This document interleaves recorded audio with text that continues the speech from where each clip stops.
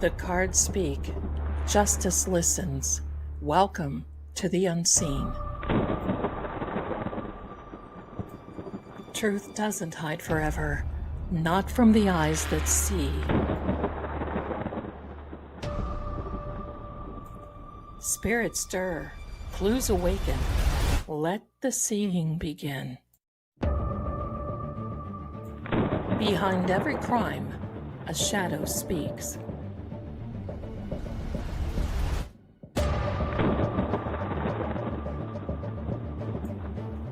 I'm Lady Zelda. Welcome to Seeing Crime.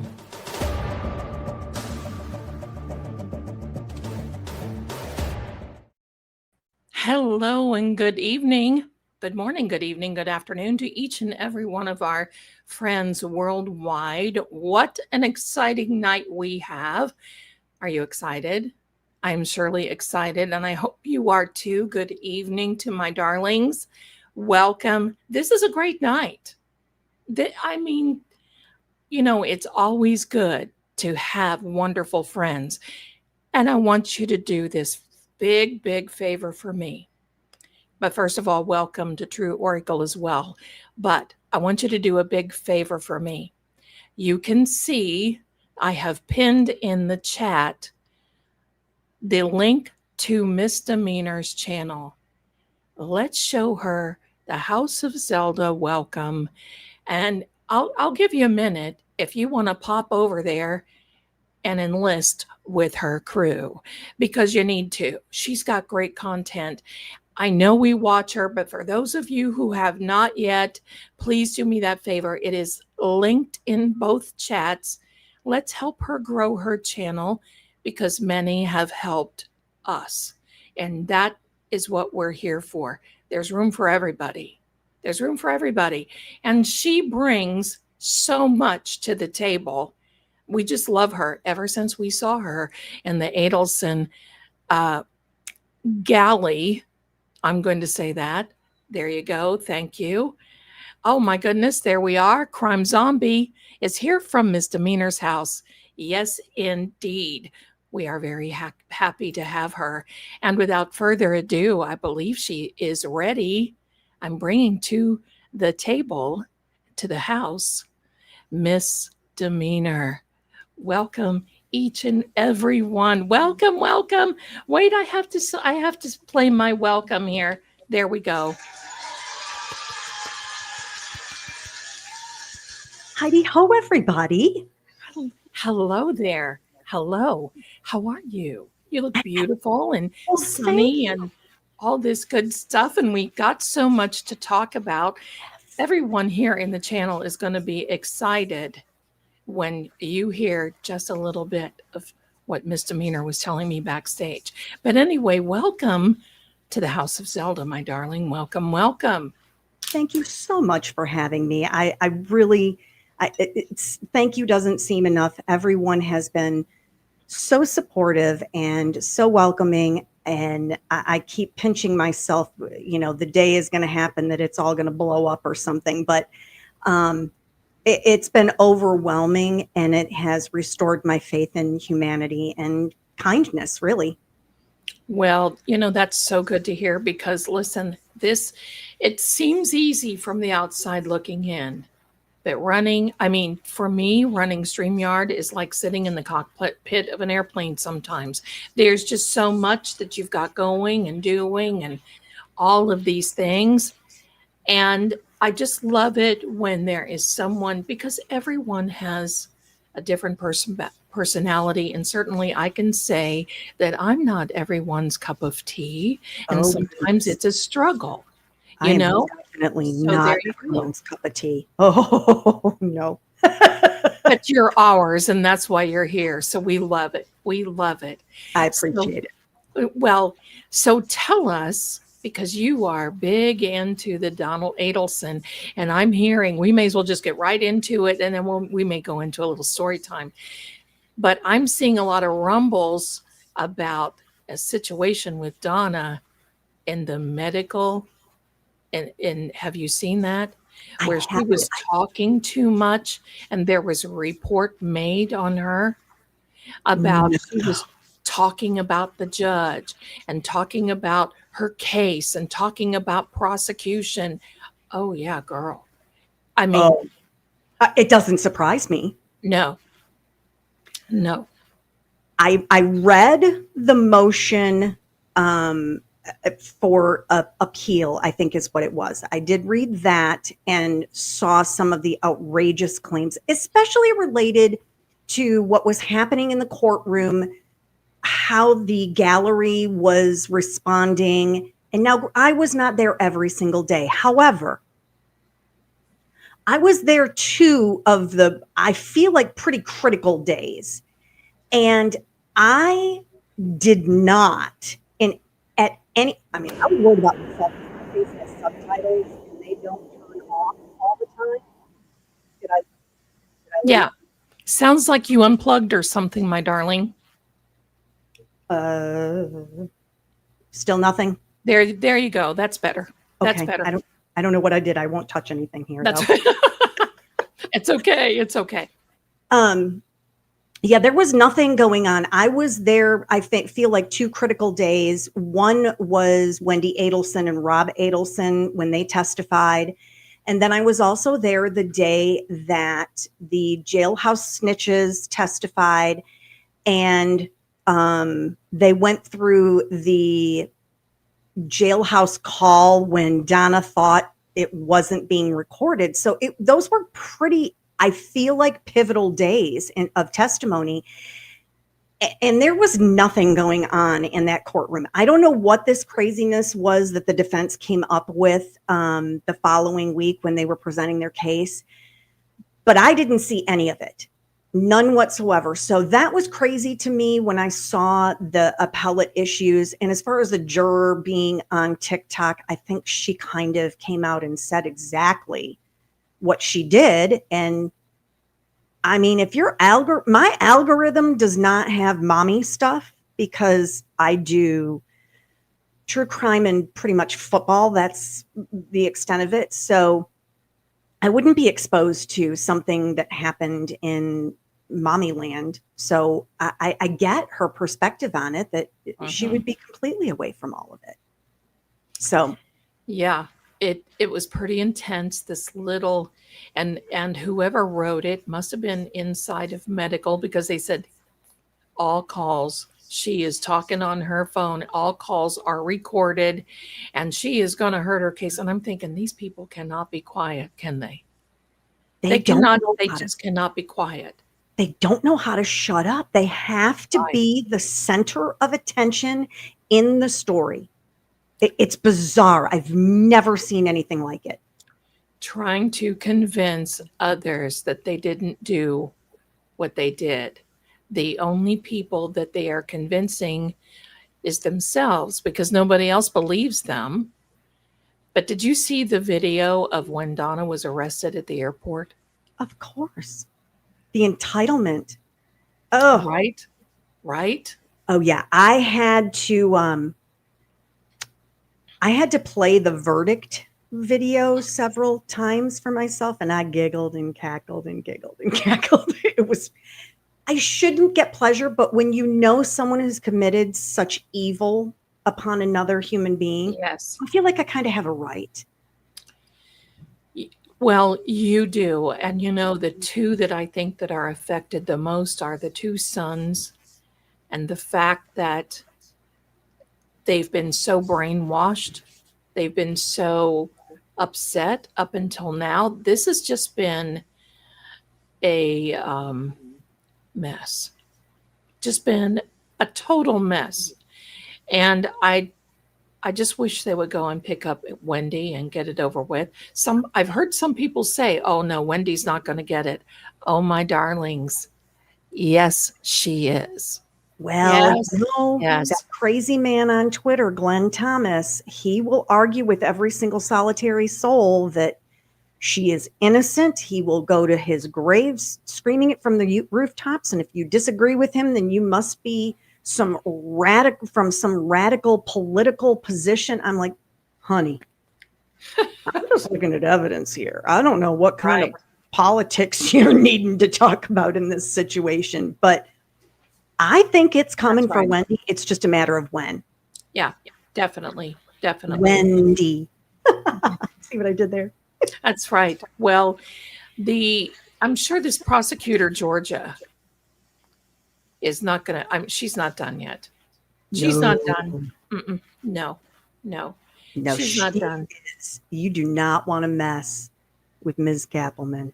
I'll just tell you, she is a beast. And what you see on TV is nothing like when you're there in the courtroom. She is large and in charge in all the Really. ways. Well, the impression I have to say about the defense counsel, and with no judgment, but just observation, some of the worst organized, pardon the voice too, everyone, part of the worst organized. We came from Robert Alessi, watching him be Mr. Organized Tabs, and, hail to the Alessi, because I have binder envy from organizational envy with Mr. Alessi. And then seeing this, and I'm thinking, should we take up a GoFundMe for a suit for what's that all about? Anyway. I'll tell you what you didn't see on TV is her shoes. She wore these beat up, old, nasty looking cowboy boots. Yes. And also what it feels different. And I know I've spoken of this in the past, but it feels different when you're in the courtroom there compared to watching it on a live stream or watching it on TV. When you're there and that pause takes place from the prosecution saying, you're a witness, and then it's silence, and we wait, and we wait, and we wait. In the gallery, at that point, yeah, there were people that were huffing, and that, like, when it's happened 3 or 4 times, yeah, people got impatient. Rightfully so. You're going to have to cross-examine this witness. What are you doing? Right. Get up there. Do your business. Wow. She was neither one of them I didn't feel like either one of them was ever prepared. And I think because of that is exactly why Judge Everett treated Donna the way he did at the end of the trial when she was trying to decide whether she was going to testify or not. He became impatient with her. And the reason is because everything got dragged out because they were always unprepared. Amazing. So he was done by that time. Just that, I'll tell you what, having a judge like Mr. or Judge Everett, what a breath of fresh air from Cannoni Baloney in Massachusetts. Oh, that was horrible. I have never read so much on a case in my life. But when did you come? Did you come with Karen Reed right from the beginning? Where did you come in? So this is the great story about that. So I made a point to know absolutely positively nothing about the Karen Reed case until Karen Reed season 1. Karen Reed season 1, I literally sat down to watch this trial as a juror. I didn't know about the wranglings beforehand. And I kind of feel like I've always been a little more leaning toward the prosecution. And so I was like, all right, what'd this chick do? I want to find out what she did. And I think I was maybe 3 days in, and we were still talking about high tops, and we were still talking about White Claws and who drank what and how much snow there was. And I was like, for the love of all things holy, there must be something more to this case. Right. And then we got to red Solo cups and Stop and Shop bags. And then I was done. I was like, what is... I sound like Alessi right there. What is I'll allow it. There you go. There you go. Mr. Yannetti, you need to calm down, honey. I love it. Mr. Jackson, move on. Move on, Mr. Jackson. Next question. Move on, Mr. Jackson. Ask it differently. Ask it. Oh, is that funny, Miss Reed? Is that funny? Is that funny, Miss Reed?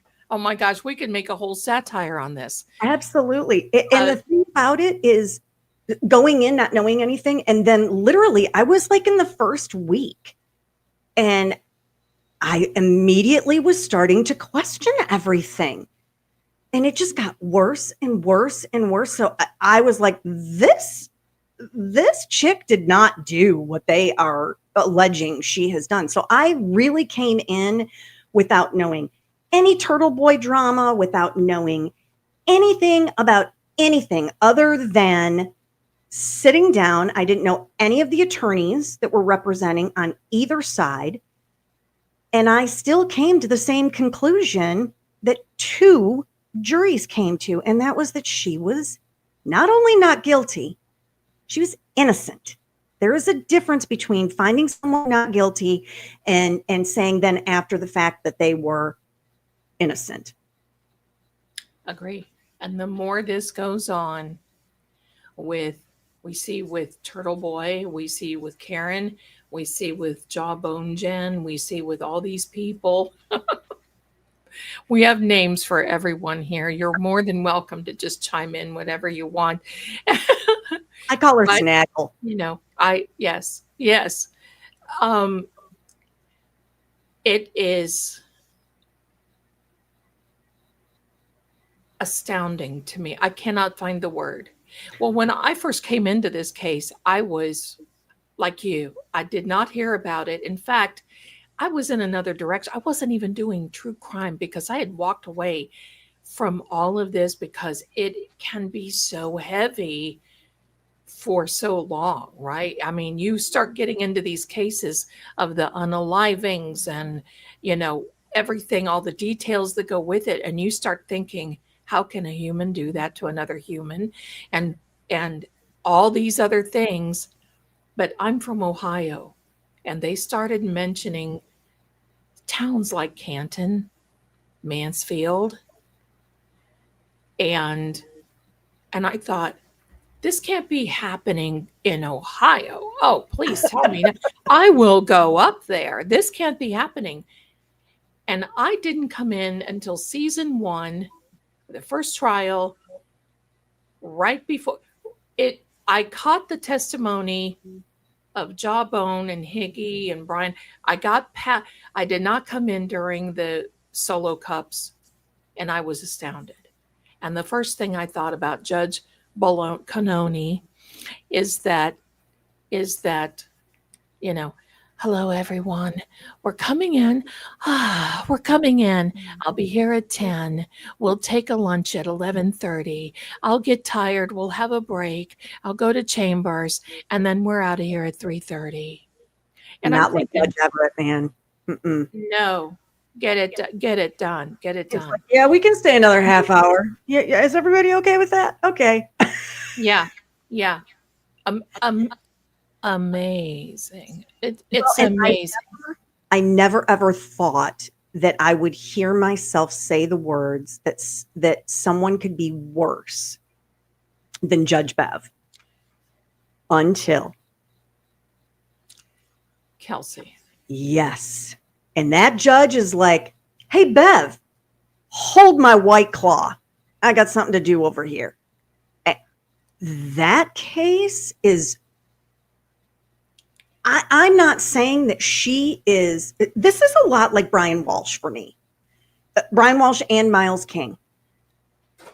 They have screwed things up so badly in the state of Massachusetts, and they have bastardized their system so horribly that when someone is actually guilty, I don't know that they're going to be able to prove it. That is terrifying. It is terrifying because we went through the same thing with Richard Allen, with with Abby and Libby. And I did not, I'm very particular about certain cases that Yeah. I don't follow. I did not follow Idaho 4. I did not Right. follow the Delphi case. I have issues when it comes to very, very young people. My soul can't handle that. Mostly because if the individual that I think perpetrated this awful act is found not guilty, my soul has a hard time swallowing that. So there are certain cases that I kind of stay away from. I'm with you. And that was one of them. And I've heard the outrage. I haven't had the time to dig into seeing. I really want to watch the trial, but you know that time thing. Right. Right. What time? What's time? Right. Exactly. I'll tell you what. It's so funny. Everybody after Karen's last trial was over, it felt like this huge letdown in some way. I mean, we don't want Karen to be going through these things, but it was such an excitement of tuning in every day and seeing who was going to do what, where, and why, and what Hank was going to do, and what this was going to do, and all these other things. And then when it was over, everybody was like, "What now?" And I said, "Well, I'm probably going to clean my bathroom because it's probably looking like a crime scene, because who has time to do what we need to do?" And I mean, talk about a chunk, to the point where my son was like, "Mom, I don't know if your algorithm is spilling over into mine, but now I'm getting Karen Reed's things on my algorithm. What's up with that?" He said, "Are we having our for Thanksgiving? What's going on?" Well, if we could, we would. You know, happy Thanksgiving. Yeah, there we go. So, but the great thing about this is it brought all of us together. Absolutely. Think about this. Yes. And it brought sunlight to a lot of issues that need to be addressed in Massachusetts. And unfortunately, I mean, I pick on Massachusetts a lot. I call it Massachusetts because it seems like it's Yes. a mess there. And it's not the only place. I mean, I Oh, right. followed Alec Murdoch, so Oh, there that was was a something lot else. of corruption going on with that case. And everybody that was involved just kind of turned a blind eye and were like, "Hey, man, it's cool. We're getting what we need out of it. So it's all good." So that corruption, it Yeah. unfortunately is not germane to only Massachusetts. Right. Right. And that one was, it's funny, that case, it was like the weekend that Maggie and Paul were found on their Yes. property. The oh, hey, kitty. This is Paranormal Petey, or Hi. AKA Petey Pink Nose. He This won't is look at the why camera I though. be around cats because I'm very, very allergic. Uh-oh. Oh, I'm sorry. Oh no, Okay. you're good. Let's hope that it doesn't come through, because I am allergic too. Just wait in a minute. I'll be, doing this. It drives everybody crazy. But anyway, oh yeah, Alex Murdoch was Well, that whole that family. weekend that the news hit, and I looked at my husband and I said, "There's a whole lot more to this story that we don't know. There is a whole lot more, honey."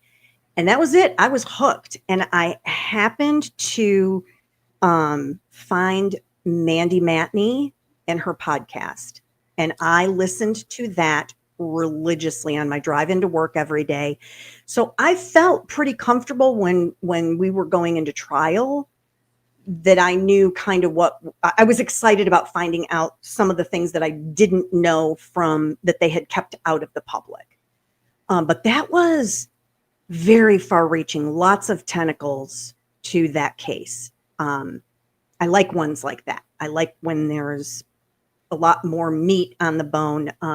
Yes. Some of the people that have followed me on my YouTube channel know last week we did a deep dive on Grant Solomon, which is a young man that was killed in Nashville by his truck rolling over him and killing him.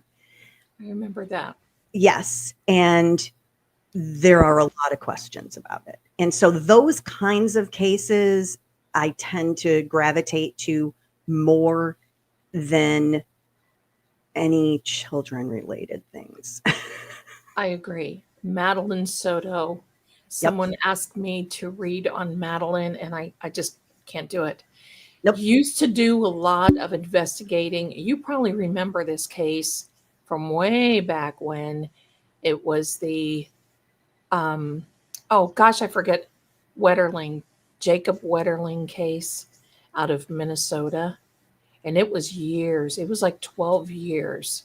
I worked on that case, and it was heartbreaking Oh, working with the parents, reading, knowing that he was not here, and yet trying to encourage the family to keep their hopes up, hoping that I'm wrong. I can't do it. And then Madeline Soto, and I'm sorry, but I believe that Madeline Soto's mother should have been dealt with, should have been arrested. I think there was something there too. How do you not know when you allow your child to be sleeping with a man? That it just doesn't make any sense. no. So I just kind of ward myself away from all of that. Yeah, I can't do Try kids. to. No, I can't do it. I can't do it. It's heartbreaking enough when we see what's going on with Karen and the niece and nephew, and now the elephant in the room, Turtle Boy today, which I think everyone was thinking, oh, they're just going to drop this. Listen, watch everyone for the next reading to come out, because I'm going to tell you, these people, the prosecution's not going to give up. No. They are petty. They have a plate of principles that they want to eat. And especially now that, in my opinion, that Lindsay Gattani threw everybody under the bus, they made it a collective decision. And we're not going to give this up. It's funny because I had a live stream last night. I touched base on Lindsay Gattani, and the weekend video. I have concerns about her well-being. But I really felt last night that there was a possibility. What I said is, I think I didn't think that I would be saying this before, but I think we could have a dismissal tomorrow. And I said, which is shocking to hear myself say that, because I thought they would prosecute this thing to the end of the line, whatever it would take. And then today happened, and I was like, there it is. I should have stuck with my original opinion. And I think about a week ago, anyway, a few days ago, in one of my last lives, I said, don't anybody get excited, because Judge Doolin does not take this serious. I think he takes it serious only to a certain degree. Yes, he sees it, but there's so many moving parts. And without knowing who's done what, where, when, even though it's laid out for him, I can see him going, oh, geez, oh, God. It's just because, judges, attorneys have dealt with domestic divorces, disagreements, and a lot of that petty, this way. He does not read or understand. He knows, but he doesn't understand the far reach of this, as well as the Karen Reed case, how they both intertwine, interlap. No. Well, the thing that makes me most enraged is, I think about if I were in Aiden's position, and what infuriates me about it is that this is costing him a lot of money. And every time they go to court and the judge says, yeah, we're just going to kick that can on down the road for another 3 months. Sir, this costs money for the individual. Stop it. Right. I'm going to turn another light on here. Give me just one moment. No, you're fine. And it's so aggravating as well, because we see the taxpayer money too. How much is this calling this? I mean, between Karen and Hank and his antics and everything else, and the taxpayers. And look, I agree with her civil case, but this is also going to hurt the taxpayers because guess what? They're going to have to raise their taxes in order to cover this because Karen won't let go. And there's nobody coming to save these bad actors, the McAlberts, and give them fees for their attorneys. So what are they going to do? This is the whole strategy. It's the make or break strategy financially. Financially, yeah, that is probably the most enraging part for me. Is it's you shouldn't have to go bankrupt to defend yourself. And right, fortunately for Aiden, he does seem to have a good support system, online to be able to assist in raising funds for his defense. But the average person doesn't have that. So how many people get railroaded in this type of situation because they don't have the support? They don't have a large following to assist them in providing a defense. Karen was kind of in the same situation, and it's still nearly bankrupt her. She had to completely liquidate everything. And her attorneys were on retainer for nothing. That's right. It really, if I lived in Massachusetts, I think I might become a really, really loud resident. Really loud. Especially in the Canton area in Norfolk County, especially in those areas surrounding. I sit and think about this. This could be us. And if I were an attorney for any one of my people that had some type of a questionable, I would be outraged, I would be hitting it big time. But the one thing too that people are forgetting now is that there are the prosecutors that are not making a lot of money who are protesting. They're not, they don't want to work on these cases anymore because they're seeing how much money these cases are bringing and how much money these police officers. I want to make a point here. These police officers, some of them are making almost as much as the vice president of the United States. Oh, I know. Why? There's big trouble in River City. Yeah, there is. And the fact that they hang on, they're making so much money. They do what they want to do. The biggest thing that Karen and Aiden has done is bring awareness. That's it. And believe me, at a price. But I'm all for it. I hope she bankrupts the state of Massachusetts. For me, in that regard, not the people that live there that are innocent. I don't want any harm, but dang, if I were there right now, I would be like, hello. Yeah, I think it's the public defenders, Danielle, and not the prosecutors. You're correct. I said that incorrectly. It's the public defenders. They're not making any money. Thank you for letting me know that. Correct. They're not making any money. What is it, $30,000, $40,000 a year? And then we have honk Pinocchio Brennan, who comes down with a cool $500,000. Would it surprise you if he decided he wanted to step up and prosecute Aiden? I think that he doesn't. It wouldn't surprise me. No, I don't think he has a tremendous amount of personal scruples. I think that was evident in the trial we watched earlier this year. I was relatively disgusted with his behavior many, many times. Definitely. Lack of professionalism, disrespectful. That snarky little thing he would do where he looks like a rat, with his mouth. And I was like, ugh, I just can't even look at you. Lally would put me to sleep, but I never ever thought Lally was malicious. I always had in the back of my mind that old Hanky Spanky was malicious in what he was doing. Yes, he was. Yes, he was. It had a whole different feel.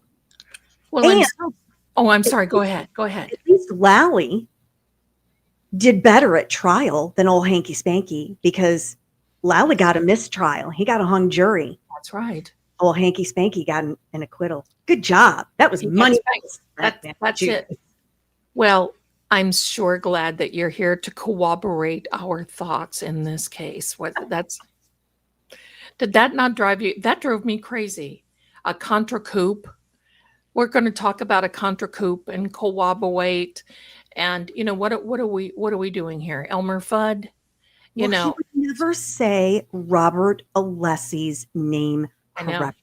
I know. I feel like they go to the Massachusetts School of District Attorneys, and in that school, they tell everybody, don't say people's names correctly.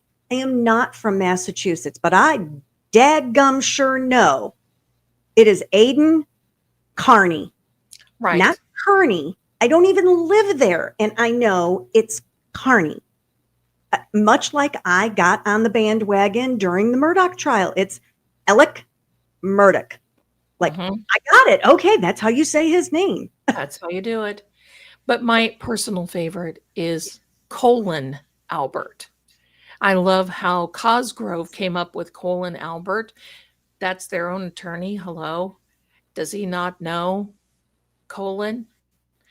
And I mean, so there's Kearney and Colin and Alisi. And I know, that Hank did that on purpose. There is absolutely no way he did not know Robert Alessi's name was Alessi. He did it intentionally, and it didn't play quite how I think he thought it was playing. That's right. Well, I have a little slide here that I want to show everyone because I think that you're going to love this. And this is here we are. Welcome to Hank's Ham Sandwich. We have not heard anything from him now. So he's probably off selling his Sammies, probably, and Arca gets a discount when they show up. So everyone, if you see Hank alongside the road selling ham Sammies, stop by and be a patron of that because he didn't make enough money out of the first trial. So there we are. So yeah. And then they got with Kelly Deaver. Oh, that's another one. But that was AJ that said that. Hey, Kelly Deaver. But in all honesty, in Alan Jackson's defense,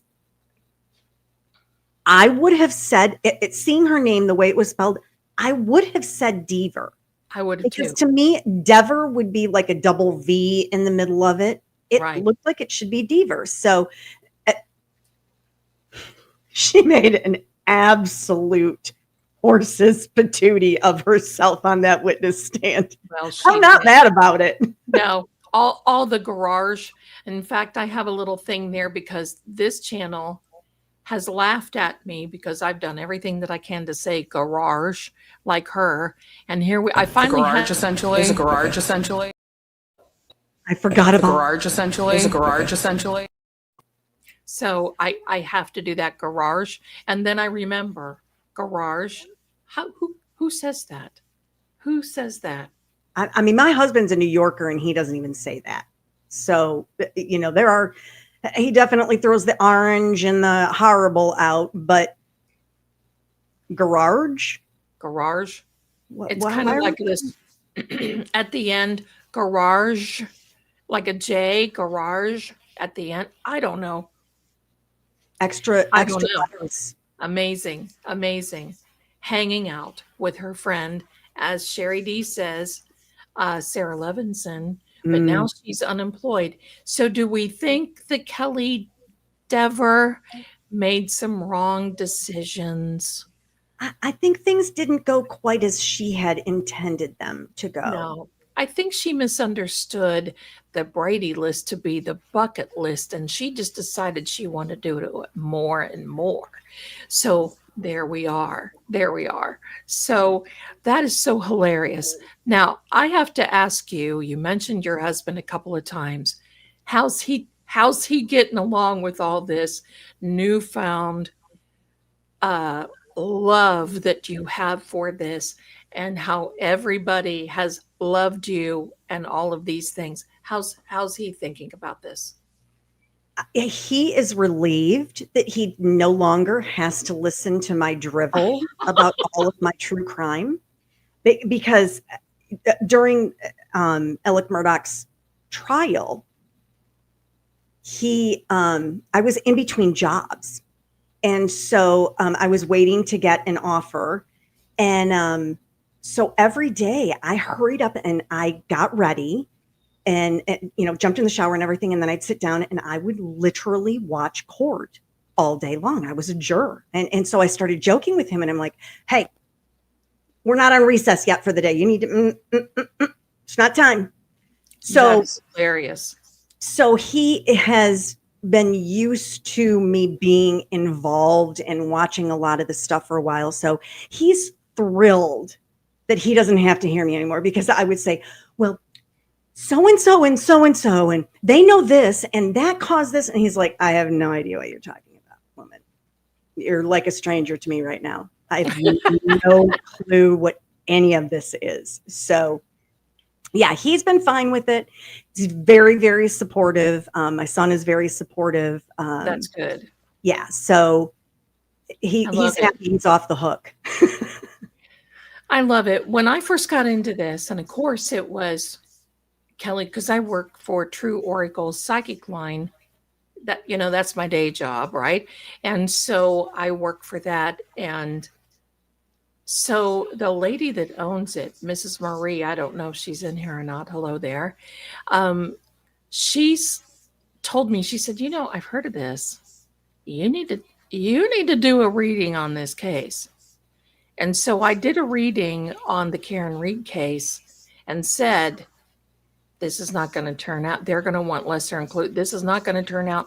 Oh my gosh, I literally got crucified on that first one. Because all the trolls and anti-Karen Reed supporters go, oh my gosh. And I'm like, do I want to do this? And she said, there's a little button. It's called block.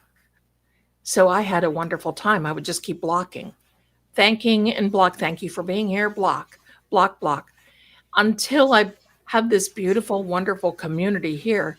But it took a minute, and my son would come out of his room, because after that whole thing of the C word hitting and the university was closed and everything, we just decided, okay, eventually we're going to move to Tennessee again and we'll be okay.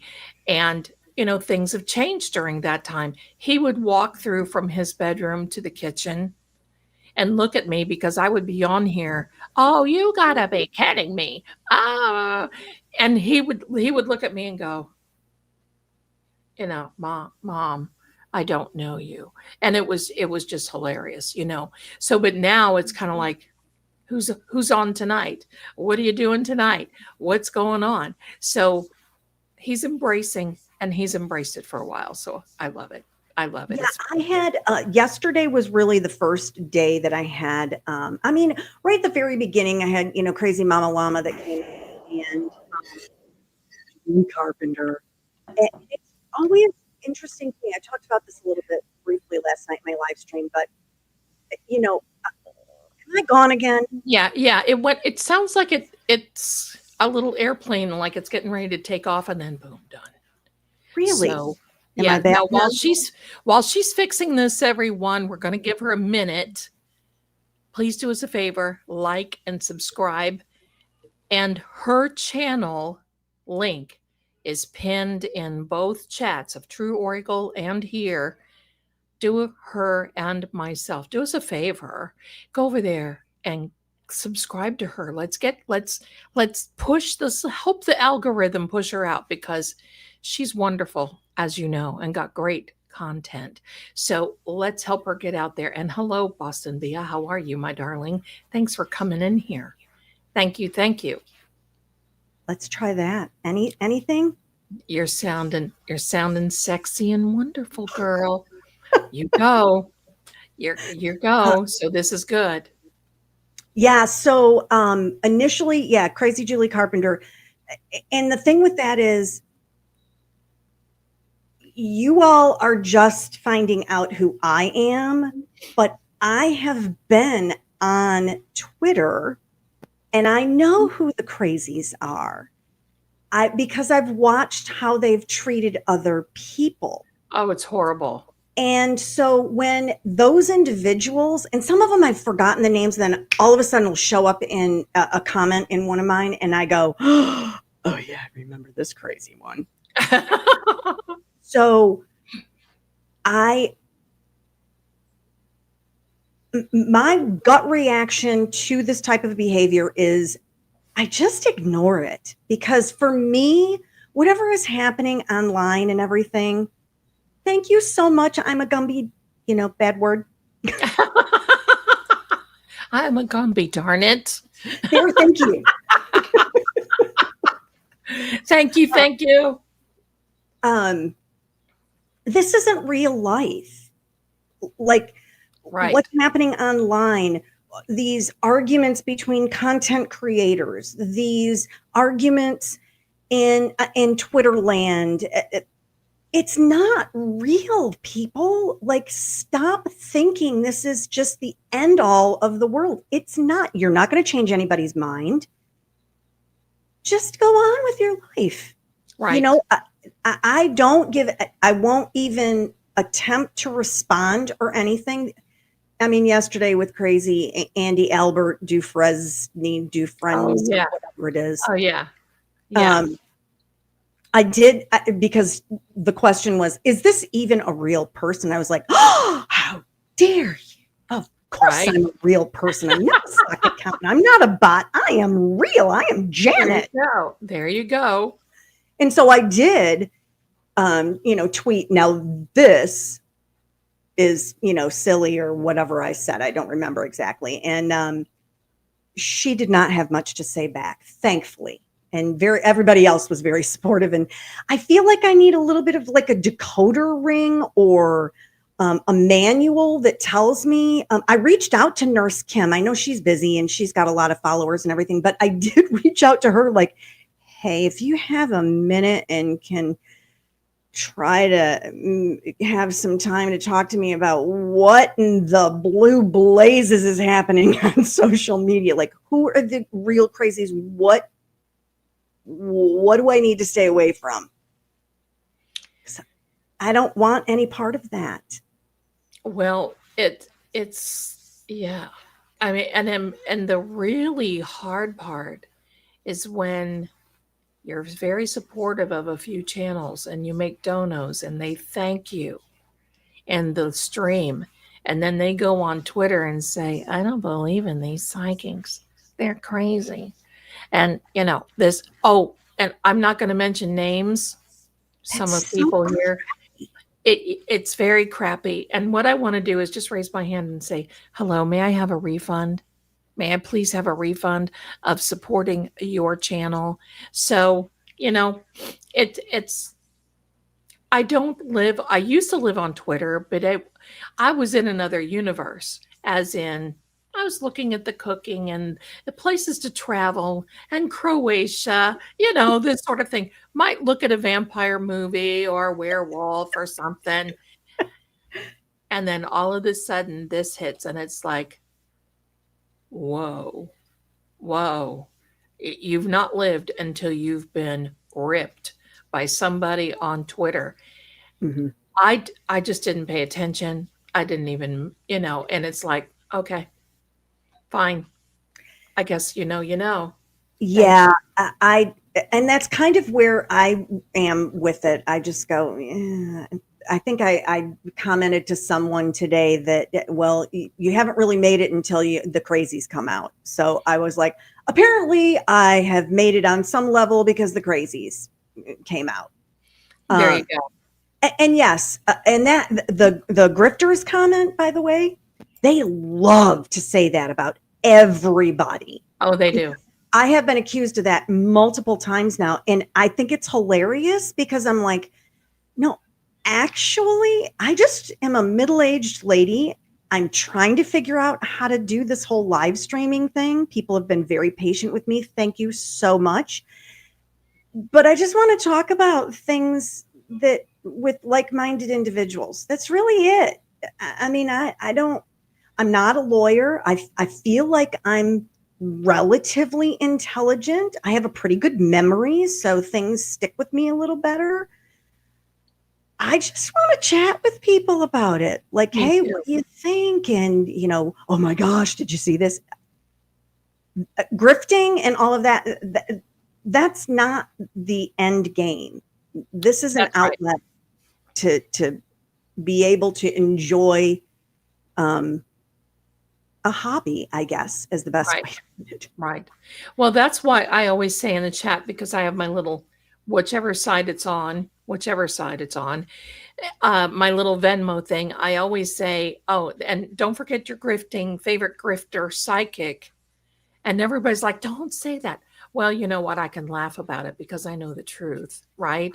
And it does cost when you start getting into this and it costs to put on a good show. That's just the way it is. Yeah. And this has become, now I went from doing this part-time and like, oh, I'm going to do a video. Yeah. Now it's a full-time job and I'm doing my the psychic line as well, video readings, all these other things. And for those of you, by the way, who have ordered, I'm almost caught up. I have 2 more to go. So I have been very ill the last couple of weeks. So I'm getting caught up. So thank you for your patience if you've ordered. But anyway, that's, it's just blossomed. But I go on the Twix. I call it Twix. I go on the Twix to see, to spread the news about what we're doing on live streams and so forth.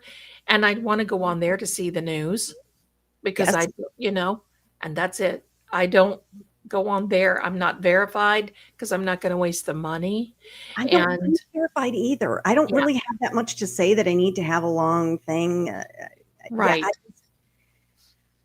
I get a lot of my news. Again, I follow football. I don't know if y'all heard that or not, but That's good.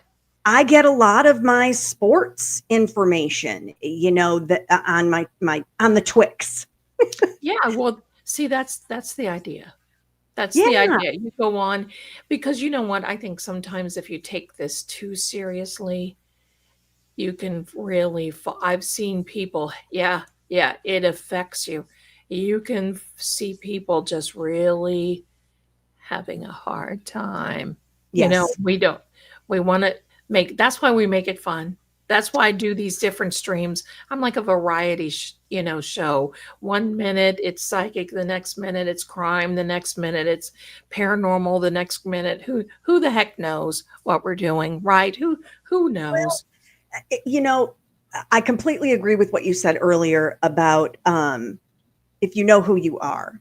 I don't. What other people think about me is none of my business, and I have said for many, many, many years, you would never, ever catch me on a reality show because I don't give one rip what anybody says about me behind my back. And that's all you know when you go on a reality show is what everybody says when you're not in the room. I don't want to know that. Who wants to know that? That's insanity. So, no, ignorance is bliss. And I will happily go in the ignorance is bliss lane and head on down the road. I'll be there right there with you. That'll be great. Now, my dear friends out there listening, watching, when you're doing us a favor and giving us a little bump, so give the channels a bump and subscribe because it's really important. Before we came on and we were in the green room, Miss Demeanor was telling me that she's a big fan of the paranormal. Oh, heck yeah. Is this not wonderful to hear? Oh my heck, this is wonderful. So now can you tell us a story of the house from your husband, or can you share some things? Wonderful, because we're here for it. Yes. So my husband is from New York City. And they lived in, an area, they lived all over the world, actually. But when they lived in the States, they always lived in New York. And they had this very nice home. And crazy things would happen. And when I say crazy things, they woke up one morning. I'm old, so you youngins in the chat, I'm sorry. There used to be a service that you would purchase all of your meats and everything, and they would provide you a freezer to keep it in, and then they would just come in and replenish. Yes, I remember those days. His family had that service, and they woke up one day, and in their garage, all of the meat was in a pyramid in the middle of the garage out of the freezer. I think it was a freezer is what they had. That was a little odd. Another time, my husband and one of his siblings, his brother, they shared a room, and they woke up in their bedroom. They had dressers, matching dressers, and they woke up in the morning, and all of the drawers from the dresser were on the outside of the bedroom door, stacked up. So they opened their bedroom door and were like, "What?" Wow. So after so many of these things continued to happen, my husband was raised Catholic, so they requested that they have the priest come and bless the house. And when he pulled up there, he said, "Oh, yes, I've been to this home many, many times." Oh. And I don't know the entire story. My understanding is it was some sort of sacred Indian, like Native American Indian grounds that they were on. And that's where this activity was coming from, I don't know that if it was, I think some of it definitely was just residual, the record player playing over and over again. But I also think that there was possibly some sort of intelligent entity. Yeah. Sounds like, wow. May have been multiple. So, and he and his siblings, they can tell more and more and more stories. So yeah, very, very much a believer in this house. So you don't have stuff like that happen and not believe. Well, that's right. So how about yourself? Have you had any encounters? Have you had anything that you can share with us? I love it.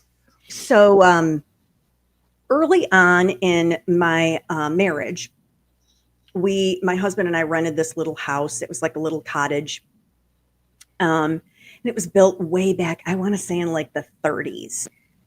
Cute little cottage. And one evening we were getting ready for bed, and my husband said, "This is going to sound like a really weird question, Janet, but do you ever see anything when we're, in bed?"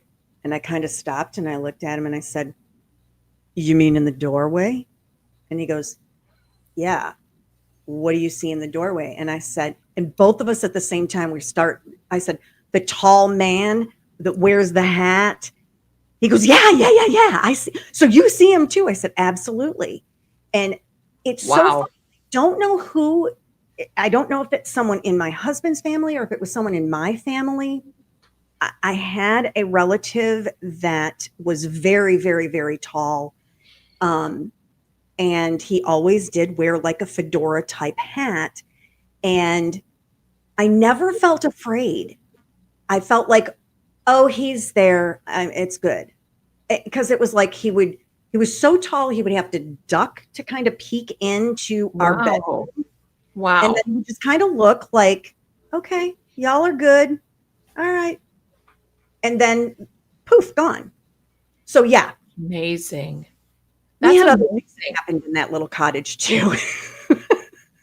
See, there's just too much to refute everything. Yeah. So do you think, because there was a comment that Donna Adelson said about Dan Markel haunting her? I hope it does. Yeah, I believe that. I believe it. I I also believe that John, the energy, not John's spirit, but the energy of John is haunting some people, because what you're going to see coming about this is going to be pretty amazing, because everybody is going to now start blaming the other one, and they're not going to be able to let it go, because you can see now with the cases with even Aiden and things that are coming out, there's no backing up for these people. It's all going to go forward unless they just throw in the towel and say, or and I somebody don't comes out see and the tells the O'Keefe's. truth. I'm sorry. Or somebody comes out and tells the truth. I think that's a great possibility. I do too. Somebody going, well, let's just take Higgy for a moment. Higgy baby. He is an ATF agent that has been rehomed, I think. He's not working out in the field like he was. And by the way, for those of you who doesn't know, an ATF agent is trained in handling severely aggressive animals, especially dogs. Just a little Anyway, just a little tidbit. Anyway, think now he's getting sued. I'm sure he doesn't have that much money saved. He's not married. He doesn't have any family. Where's he going to be able to afford an attorney going forward? Especially look how long this is going to take. Depositions. So probably his attorney's probably going to say, you know what, Higgy baby, you may have to take one for the team. But you know what? The team wants him to take one because he's a throwaway. Right. He's a throwaway. You can see that. He's the only one who has not come out in this whole thing because he knows what's about to happen. He knows that these people will throw him under the bus to save their own hides. Should he be thrown under the bus? The answer is yes. Do I believe in my heart that there's more to this than meets the eye with Higgy baby? Absolutely. But well, I have financially. What's that? Financially, think about this. Oh yeah. No, he'll tap out. Yeah. He'll tap out, which would be smart. That's right. I mean, that's what I would do in that situation. I'm going to save my skin. Y'all aren't doing anything to help me anyway. So I'm going to take care of me. But I have felt recently, especially because I still have thoughts in my head of what really happened that night. I know the things that didn't happen. I know that John was not hit by a car. I know that John's body did not sit out in the cold. Right. From 11:30 at night until he was found at 6 a.m. in the morning. I know this because the evidence shows me that. So then what happened? And in my mind, I think, and this would also allow everybody in the house to say, he never came in the house. He never came in the house. He never came in the house. Because I think he got confused with the 3 doors on the front of the house. And I think he went in the garage thinking that was the house. And I think the dog was in the garage because they had all the company over. And I think he instantly was attacked by the dog in the garage.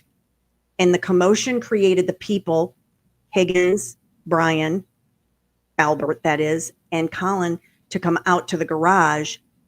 And they had ill intent to begin with. And I think that's what happened. I think it was all in the garage. I'm sorry, in the garage. Okay. In the garage? In the garage. In the garage. Okay, but question. Yes. There was evidently something that happened in the basement because they had a renovation very, very quickly.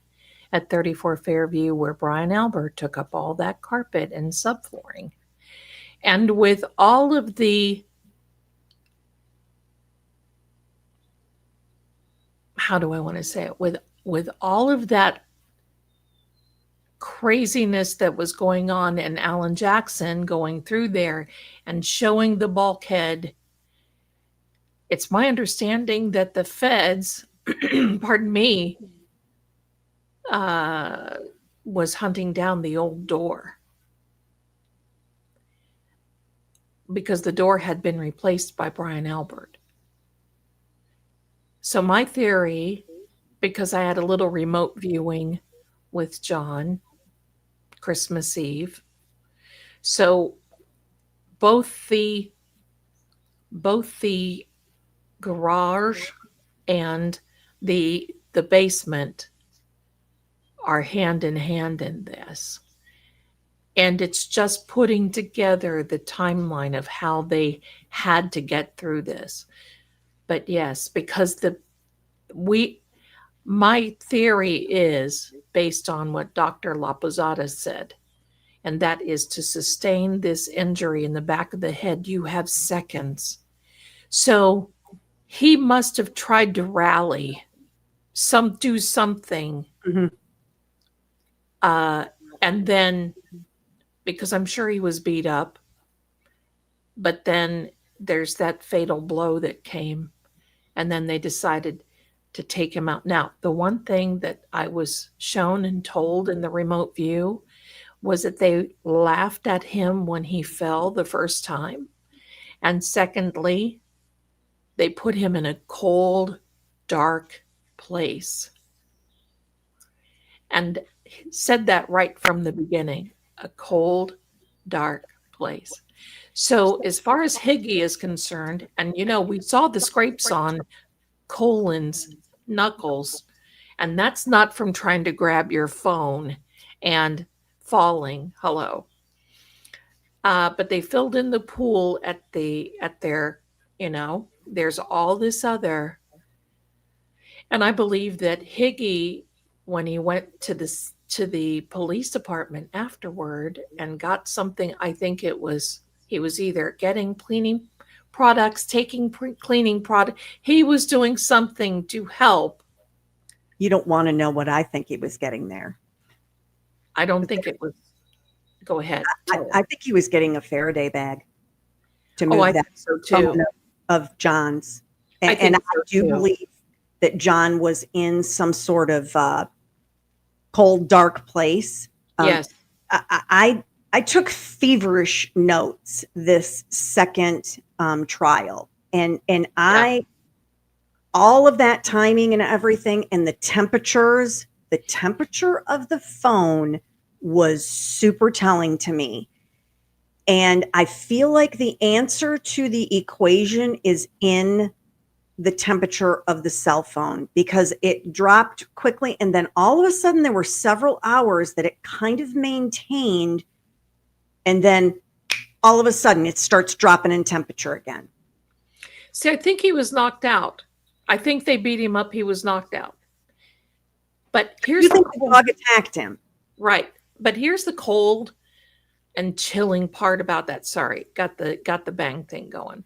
The cold and chilling part about this to me is someone had to make a collective decision, because he was still in that house for hours. They could have called 911, and somebody had to say, look, if he lives, he's going to testify against us. John is just that way. There's no fear. He would testify. Someone had to make that decision and suggest it. Who was it? Higgy knows. He knows more than what he's telling. Yep. And where is all of the red stuff that is absolutely true? Yeah, that was all of that. One of my main questions. And so, yeah, whether the dog attack and the beating up took place in the garage, right, or if it took place in the basement, in either situation, you're looking at cold and dark, but not cold like outside. Right. And Yeah. Where did it was something like 2 liters that Oh, I he think it's 3. I think it's 3 liters. No. Yeah. So Holy think moly. about your body. I mean, this is I went down the muddy trail on this one. And all of you do this on your own time if you want, but don't eat your lunch first. But do your digging and look how the body looks and look what happens to your body when you leave and that quickly. When you bleed out that quickly, look at what it does to your body. Well, I mean, I think we kind of had an up close and personal view of that in the past couple weeks with, I mean, I hate to bring up the controversial Charlie Kirk, but I do mean, the same thing. I say the same thing. That was horrific. And initially I heard what happened, and then I immediately went to where I get my news, Twix, and Right. I saw the video and I went, mm-mm, no. And That did not look real, did it? No. No. No. I said, that's not survivable. It's not survivable. No. And so, yeah, when you look at how quickly a lot was expelled, yeah, it makes you have a lot more questions about the loss that John O'Keefe suffered. Well, and where did it go? Exactly. Because it wasn't in the grass. He was not covered in that. His clothing should have been sopping. That's why I think during the time they washed his clothes. Oh, do you? Yes. And when he was in the hospital, he showed me the remote of the hospital. He was laying on the gurney. He did not have clothes on. And no, for those of you out there, it doesn't look that way when you're looking. You just know that it looks like a Ken doll. There's no, nothing. But he had his Adidas socks on. He's a Nike's guy. And the socks were on upside down. I could see that they had heels on top of his feet. He should have been. I mean, look at Charlie Kirk. It was when they were taking him out to the SUV, it was all over. Now, the other thing about the difference between, similarities, but then different, Charlie and then John O'Keefe, was that Charlie's was immediate. He, in my opinion, was gone before he hit the floor, before he hit the ground. Oh, absolutely. It's not survivable. But with John, because the way it happened, but with John, he was aware. He was aware until Karen saw him when he was laying in the front lawn. He may not have been consciously aware, but he was aware of how things were going down. And that's why I'm thinking, because he showed me when he first came in, they went to the basement. He was pushed on the steps. They had their way with him. The dog attacked him. And that's where everything happened down there. And then he said they put him in a cold, dark place, a cold, dark room. And I think that's why all of a sudden Jawbone was doing her best to get everybody out there and clear the decks, clear everybody. Why all of a sudden Nicole decided she wanted to clean and do all this stuff. Who cleans at midnight, 1:00 in the morning, unless you're a nut job, right? Well, we also have those butt dials too. So exactly. And then I feel that after they got him redressed, after cleaning up and that's why I believe they tore up the basement. They housed him there. And then he was probably still okay and rallying. And then the fatal blow got to him in the garage because they had seconds. It could not have happened at 12:23 is my estimation of when that happened, when he walked in. So it could not have happened, because where would he have been? And he would not have been still breathing there was a time lapse. So they kept him somewhat and then dealt the fatal blow toward the end and dragged him around the back of the house. That's what he showed me, because the pocket was ripped. He had grass stains on his jeans. The stains that looked like someone had been dragged. That was also telling to me. Yeah, it's a little nuts to me that these individuals, like old Jawbone, think that Yeah. they're that smooth in getting this story out to everyone, because I don't think it's that smooth. No. Then their behavior on top of it. Oh my gosh, I've said this from the very beginning. If you are truly innocent, you don't behave in a guilty way. Right. Don't. Right. And they have behaved guilty from the beginning. Just like Donna trying to convince everyone that they are innocent. If you're innocent, you don't have to say anything. Heck no. You No. just are you're just there. Right. Right. Yeah. No, I absolutely believe it was a group effort in the cover up. And then once you have just a couple people doing this cover up, it doesn't take much to get a couple more people that fall in line with the story. Right. Some of them not even maybe knowing why, but just out of circumstance. There's a great example of this, and that is Carrie Roberts.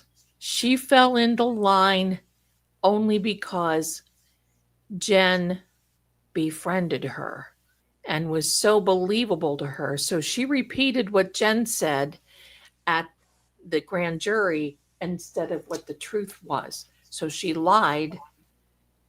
And, you know, that's the beginning. And the same thing with Peg O'Keefe. Oh, that poor woman. I feel sad, but I can't figure that out. There's something there I can't figure out. If I were Peggy O'Keefe and two juries said that Karen was acquitted, and she sees all this evidence that's coming out. Well, that's funny that you bring that up, because I had Twixt in the past couple days. It must have been yesterday. Maggie. I'm sorry, everybody's saying, is this Petey? No, this is Shaggy. Shaggy Hi, Noodle. Shaggy. I've got Shaggy and Scooby, but this is Shaggy Noodle. Look at him. He's a big baby. Where was I going with that? I don't even remember. I'm sorry, Peg O'Keefe, you were saying the other day. Yeah. I Twixed yesterday, and what I said is something along the lines of, I could feel the hatred that Peg has and the prosecution has for Aiden. Oh, yes. Reed. Like, I could feel that and I don't consider myself a huge empath, but I literally could feel how icky and anger. And it worries me for their souls, because you can't carry that kind of hatred around. Right. And someone replied to me and said, "Wouldn't you feel the same way if it was your son?" And I very calmly answered, "No." And the reason I didn't want to get into a long diatribe of why I feel the way I feel, but the reason I feel that way is because I don't understand how you still hold these individuals responsible after seeing the overwhelming evidence that tells you otherwise. That's right. I'd like to believe I got half a brain, and when I see all this evidence coming in, I go, oh, you didn't do anything, so why would I have hatred to somebody that didn't do anything to my son? So no, I wouldn't act that way, but I also wouldn't act that way anyway, because hatred will consume you. You cannot, you can't carry that around. It will have massive effects to your mental health, your physical health. It should, no, just don't go there. It's hard. Find forgiveness in your heart. Forgiveness is I agree. find peace. I agree. And I don't think these people are going to find this peace for a while, because the more they dig, the deeper that this gets. And the thing of it is, do we blame Karen? Heck no. No, no, no, no. I'm just saying, Canton, get your checkbook out. These people get there. And that's the whole idea, because at this point, they're not even putting a dollar amount on this countersuit yet. But it's not about the money. See, Karen's not about the money. She's about the truth coming out, and that's what she wants. And she's right. She's the biggest advocate for John and getting justice for John, because she knows these people, and she still knows things about them she's not going to share right now. Well, and I'll tell you, I think it was Friday night, I did a live stream, and I went over the body cam footage, and I was like, I have some mad respect for Karen Reed. Absolutely. She kept it together, and she was soaking every single second in, and knowing what we know about her now with such a fantastic memory that she has, they had no clue who they were messing with. They picked the wrong chick. They thought they had a Jen McCabe. Whoops. You got yourself a Karen Reed. Sorry for you, dude. Well, when they that first body cam, when they went out and got her the first time, they were actually respectful to her. Yeah. Yeah. Why? You see? Yeah. But they were respectful. But then the second time, no, you just stand there. We want you to be embarrassed. We know that this is, they did it to her on purpose, and I say nail them. Proctor, your days are numbered, pal. I hope you get your job back, because your whole check is going to go to Karen. Yeah. So yeah, I hope you get your job back so you can pay Karen. That's how that works, because they're not going to put you on the street anyway, pal. People are going to be so angry. He's not going to get his job back, but I'm just being smarty. No, I know. But no, that's it. That's it. Well, my darling, have we kept you? Can you stay long? What? Oh, I can stay. Okay, good. So what's up next with you? What's the next case? What's going on? Well, I have to back up, because your lady. Oh, yeah, please. And you asked me, I think we were backstage when you asked me, or maybe it was with everyone, whether I had ever been to a psychic. Yes. And yes, I went to this lovely woman. It was my gift for my 50th birthday from my husband. My husband's mother and father were both deceased prior to me meeting him. So I never, ever knew either one of his parents. The flag behind me, I know people usually comment on it. That is my father-in-law's. He was in the Army and did dog training, ironically. And so that was always a thing. I've always felt that there was some sort of kindred link that I had with my husband's mother. And so for my 50th birthday, I said, I want to have a psychic reading. I want to go to a medium. And she was fantastic. And of course, the very, very first person that comes forward is my husband's mother.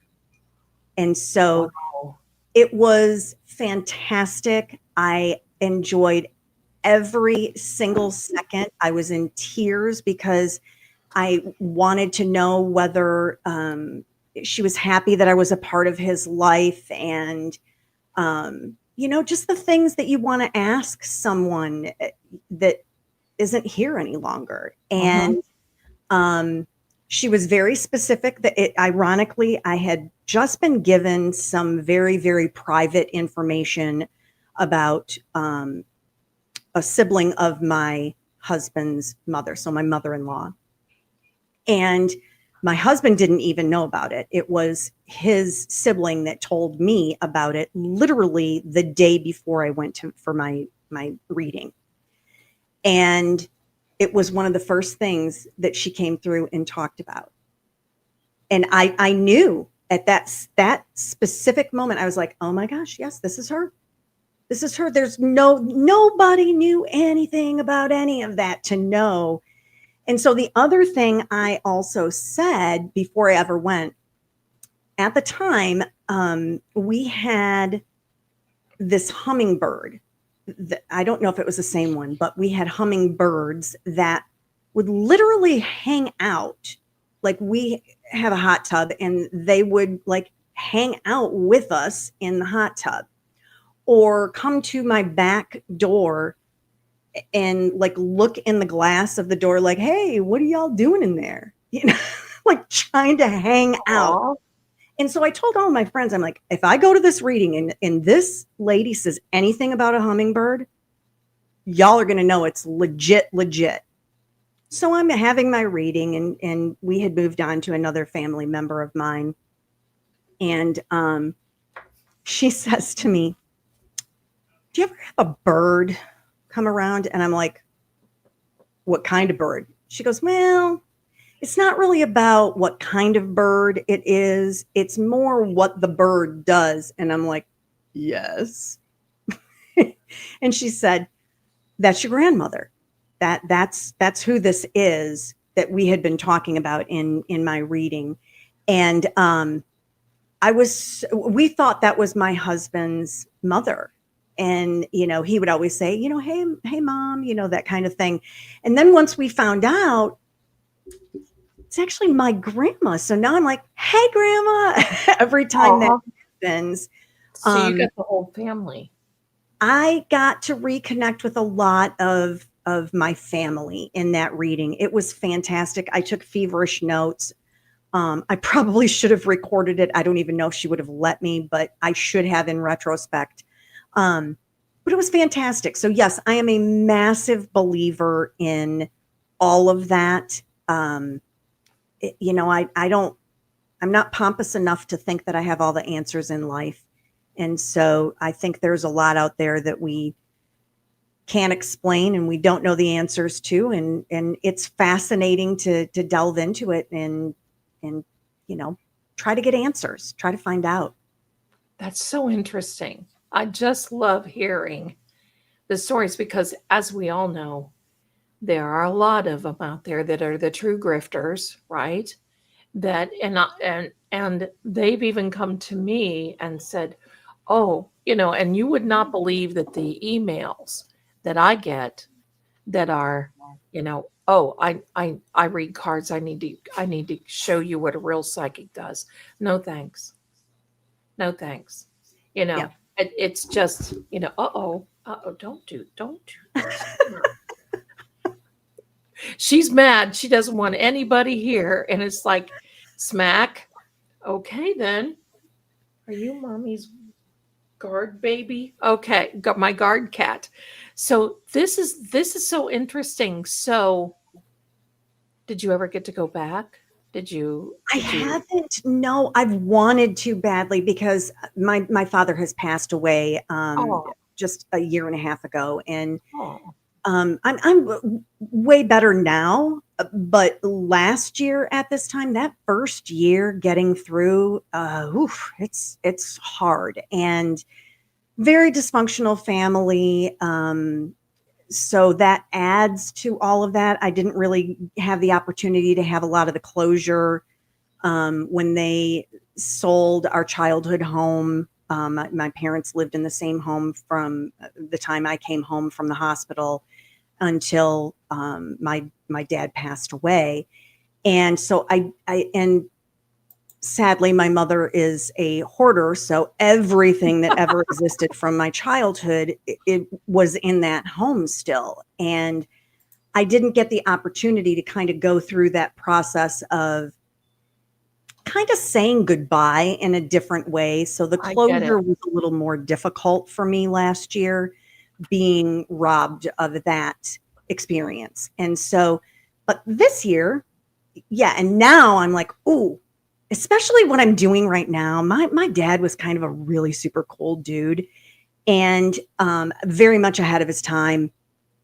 He would get the biggest kick out of the fact that I would just come in a room and turn my computer on and talk about something, and people would chat with me. He would think that is the funniest and coolest thing ever. And so I would love to, have a reading and know, he might be busy and doing his own thing and doesn't have time to be coming and talking to me. So, Aw. yes. Well, if you got a few minutes, would you like me to read your cards for you? Absolutely. You're not going to tell me anything bad, right? I went to a medium and she told me she wouldn't tell me anything bad. Oh no! No. I'm not that type of reader. I'm serious. If there's something back, because to me, we live life. You're not getting a reading to hear the bad, because there's plenty that we're expecting or that we're experiencing anyway. You're getting a reading to enhance or for guidance and direction or finding out things. And there's a little something too that I want to add, and for all of the people in the channel, for those guests who come on, because last time Miss Nan was on, we were reading cards and we read cards on cases. But it would be very cool to have someone ask questions and me give the answers. So, but let's start out with reading for you. Let me get set up. So if you want to tell us another story. Well, you asked me something else and I backed us up. So I don't remember. I don't remember either. Well, let's see. I can tell you what a kick butt dad I had. Okay, let me see here. Where's me tarot cards? Oh, you asked me what case I would be following next. Oh, yes. Yeah. So go ahead and do that. Let me grab my tarot cards. Tell us. I'm right here. I'm listening. So next case, I don't have a singular case. If anyone follows me on TikTok or on Twitter, I always, every Sunday, I put a calendar together of upcoming court dates or important dates. So I can tell you some of the cases that I'm going to be paying close attention to. Barry Morphew has a hearing the beginning of November. Yeah, that one. I am dying for the Courtney Clenny case to go to trial. That's not until December. Mm-hmm.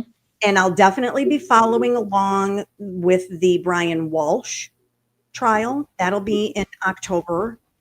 And off the top of my head, I feel like those are the ones on the horizon. Corey Richins, definitely, because that chick's crazy. She is crazy. And so I'm definitely going to be following Corey Richins also. I never got into Corey Richins. I don't know why. I just never did. Look out, you're going to get smacked. Look, you're going to get smacked. Get out. All right. So let me put the link. I should have done this before, but you know what? I just blanked out. Okay, so here we are. Sam. Okay. Well, right now for me, I've got my hands full with the Karen Reed, the Turtle Boy, the Kelsey Fitzsimmons. Brian Walsh is another one. I'm very interested in the Miles King because I want to know what we're going to do with that one. I want to know. Yeah. Okay, so let me bring this. One thing about StreamYard I do not like, everyone, pardon me, is because the moment that you bring another, you're going to have to get down, sister. the moment that you bring another camera into the studio, it automatically puts it into it adds it to the stage. It's just like this. And so we're going to make sure that, there we go. Let me make sure. Because I have to make sure that y'all don't see my bare feet underneath the I'm table barefoot here. too. Well, hey, we have to be grounded. I mean, that's just all there is to it. Okay, let me move everything around. So think of some questions. Think of something that you want to know, and we'll get into it and go from there. So here we are. I'm going to take Hank's hand sandwich down here so we don't have him in the studio anymore. And we're going to add, there we are. There we are. So I need to think of a question, huh? So okay, so we're, I usually wear cowboy boots if anybody wants to know. I'm a stiletto girl. Just the way it is. So anyway, okay. And I read the regular playing cards. So you know what? Let's draw a card and see what comes up, and then we'll see. Can I ask what sign you are? I am a Scorpio. Oh, got that watery intuition thing happening. And Good. I'm trying to remember what my rising sign is. I think my rising sign is Sagittarius, but I'm not positive. Okay, there we go. We're going to just take out a card for Miss Demeanor. I love this, the Page of Swords. This is a card whose nickname, and it's an air element, by the way, nickname is the Prince of Wind and Breeze. And you can see how breezy it is here. His little hair is, but he stands there looking like, okay, bring it. Okay. So this tells me if you have a question whether this is going to continue for you or not, and I mean channel and absolutely, because the sword going off the frame of the card means you are definitely not done yet. There's a lot more coming. So this is excellent for you, my darling. Let's pull out a couple of cards and see. Yeah, that was a question I was going to ask, since it is new to me. Yeah, I'm sorry. It's new. No, I get it. Because after my first, probably third or fourth video, because I didn't want to go live at all, I felt horrible about it. And after about the third or fourth one, I'm like, oh, this is horrible. I had 3 people. This is not my gig. All right, so here we are. Now we're going to lay out a couple more cards. Very good. All right.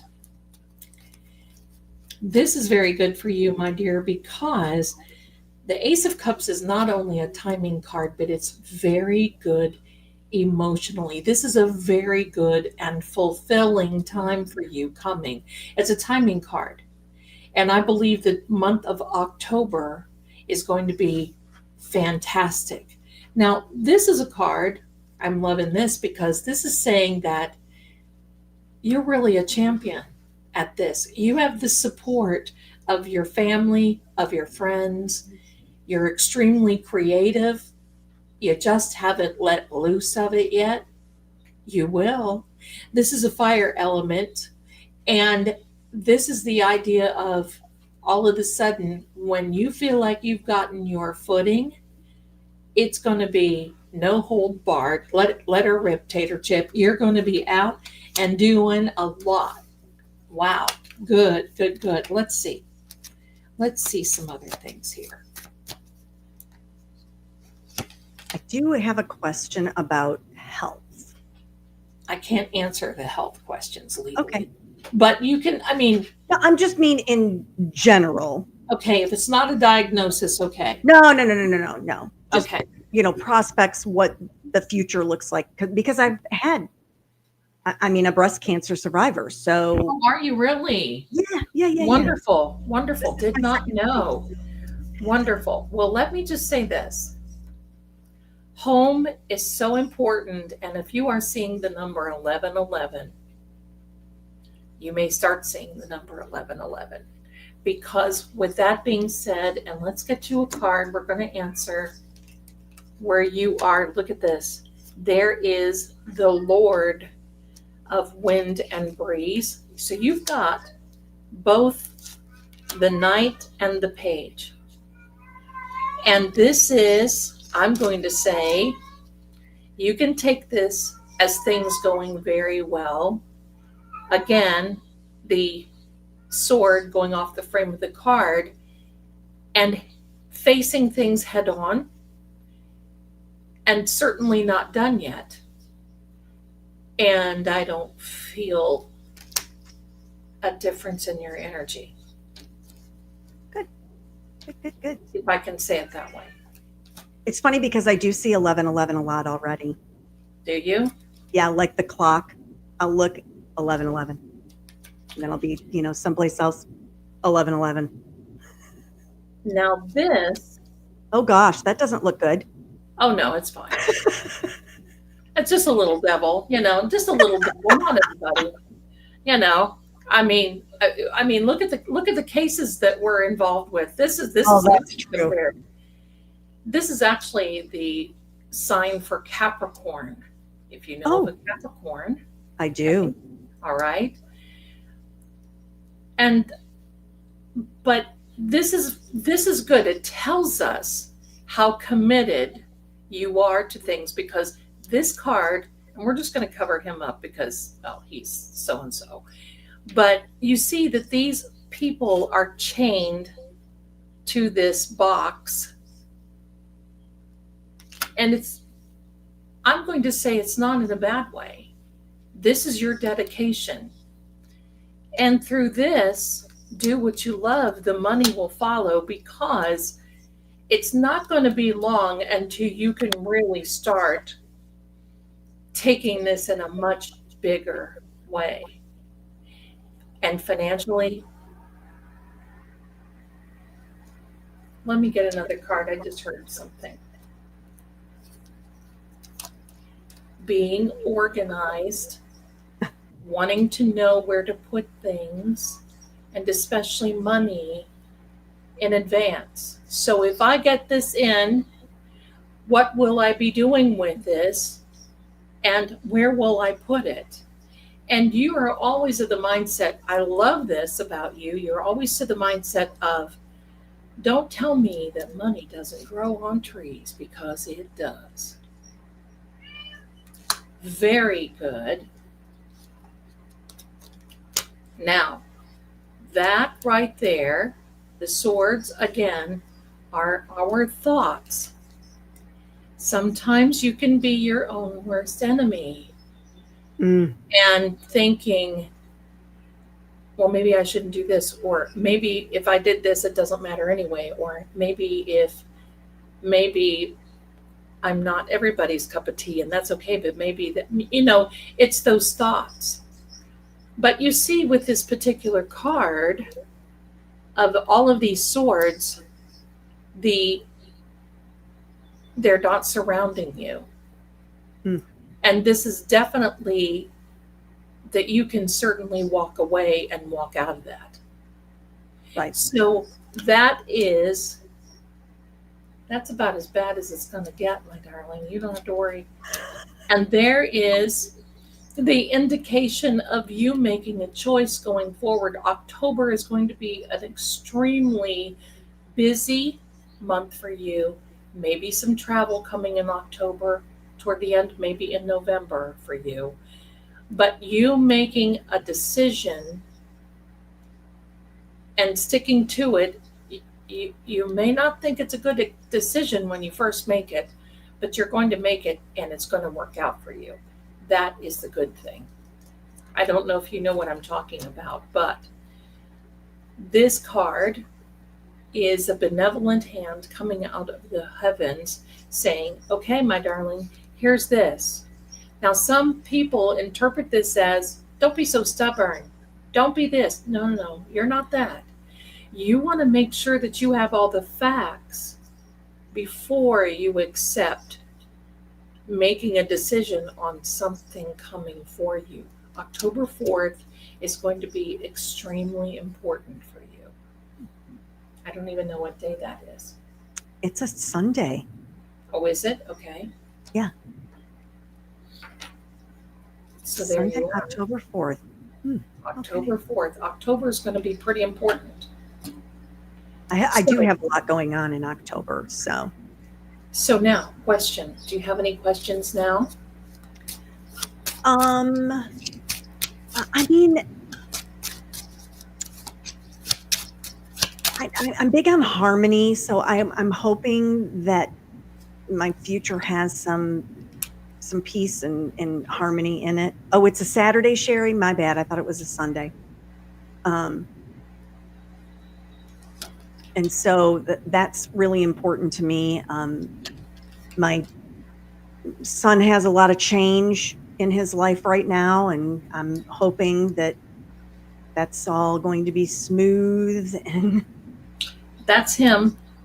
That is your son. Is he a Virgo, maybe? Or he, or a Capricorn? what is September? The end of September. His birthday is Tuesday. So what is that? Is that Virgo? He's a Libra. Libra. That's right. He's a Libra. Okay. There was something that, okay, here we go with your son. There was something that has come upon him, perhaps maybe this past summer or the summer before. Don't know if you know that or not, but it has been almost depressing, very hurtful. Do I want to say a threat of isolation? Maybe. I don't know all of the specifics, but there was a situation, not this July, last July, but the July of 2024. And so, yes, I can. Okay. Yeah. Okay, got it. He's going to come out of this okay, but there's some other people that are involved. And I want to say, give me a second. Set him up. Or some hidden things. Hidden agenda. Hidden. Okay. That's what Mom thought at the time. Okay. Was that there was a key individual that was not being completely honest with him. That joker right there is telling us that, I hate to say it, but it's almost like a Lindsay Gattani type thing, playing both ends to the middle. Okay. That's exactly what I interpreted it. But you know, I'm Mom, so I try to stay out, but I can have my own opinions. Right. So. Okay. That's right. Your son's going to come out of this okay. He's going to be fine. But here's the little warning. There have been many emotional games that have been played. Okay, my darling. There's been many emotional games that have been played. And he will recover. But there's going to be even bigger changes come for him.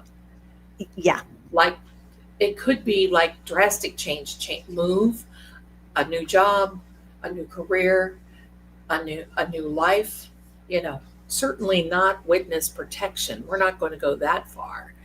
But home, family is extremely important to him. Let's see what else is going on. Oh, yeah. There is the third-party interference that happened. And I'm going to say, not this third party, had a third party interfere with, can I say her? This person. Okay. There was a third party that was. Okay. It was two.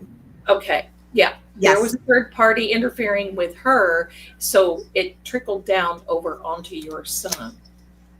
Yeah. Okay, let's see what's going to happen to Miss Third Party. Okay, there is a gentleman. Maybe that's your husband. Let's see. No, it's probably a lawyer or someone. No, it's probably someone that is giving good advice. Advice. Probably some legal advice in it, but it's more of a partnership. I wonder if it is your husband. It's basically, I don't know. Let's see. It could be me. That's you. That's me. Okay. That's you. So it is someone close. Pardon Sam. She's a walker. She's a tuaka. She's a tuaka. This is, well, let's just go for it, Zelda. Let's just get going here. Does your son have a son? No, not yet. Not yet. Well, he doesn't have a son. He has pets. Uh-uh.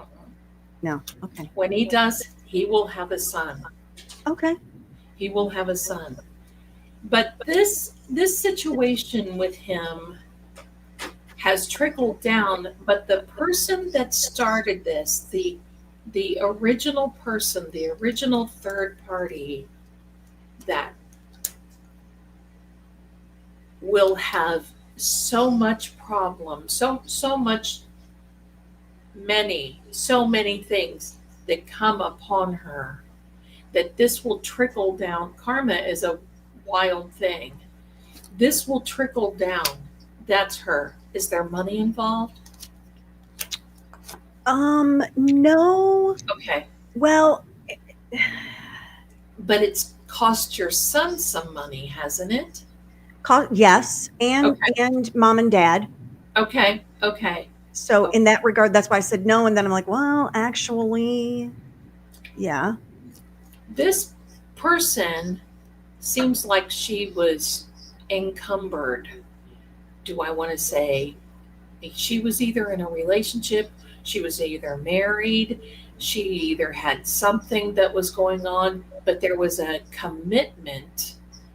But now that is no longer, that has separated. She is separated from that thing. So, yes, your son, peeling back the layers, your son is going to be okay and come out of this. But time is going to be, yeah, there's the timing. By next spring, he's going to be okay. In my mind, my husband and I are like, about by the end of the year.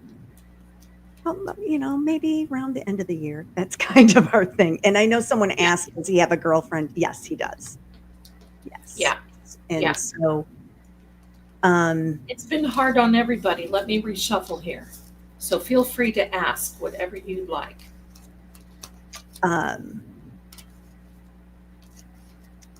My husband has a fair amount of health things that we're going to have to deal with in the coming year.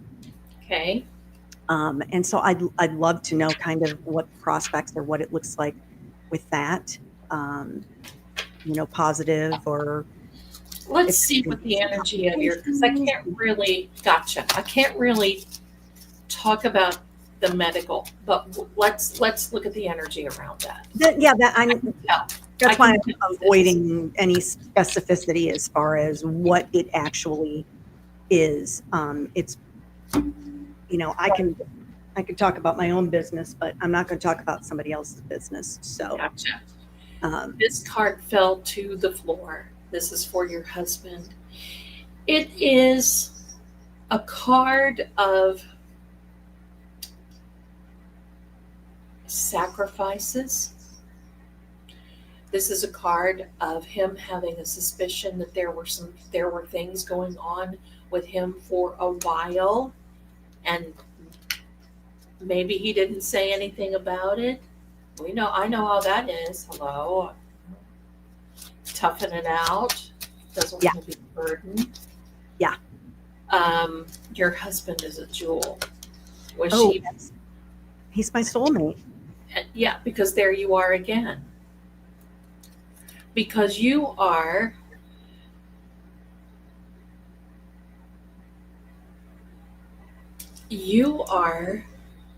first and foremost on his mind over what's going on with himself. Yes. Yes. To a detriment. Yeah. Yeah. Yeah. There is your marriage. Happy. Okay, I just heard something. I have to ask you, and if you don't want to talk about it, you just say, we're not going to talk about it. Okay? Sure. There was a child, unborn, perhaps miscarried. Does that ring a bell? Anybody in the family doesn't I was have going to to say, be you. not me. No. Anybody else in the family? Yes. Okay. His family. Yes. Okay. Got it. Got it.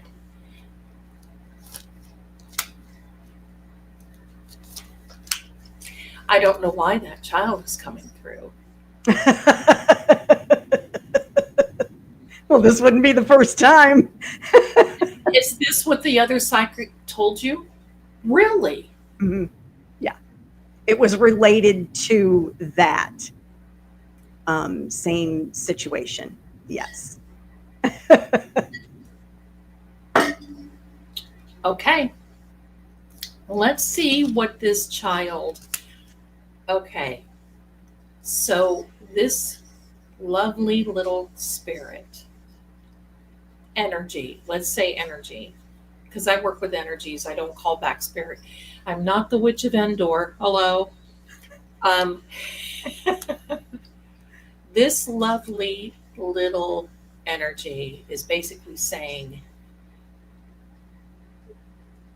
that this situation, I'm listening.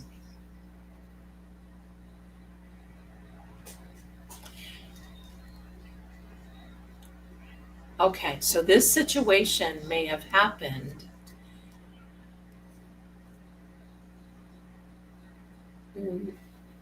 because I believe your husband's family was a very loving family and very happy. But with this situation, it was not recognized in time. That's all I heard. That's what they're saying. It was not recognized in time. Okay. And there's no blame. There's no blame. It looks like it was just by the time it was found out it was too late and a mistake and sacrifices were made. Sacrifices were definitely made. Okay. Yes. All right.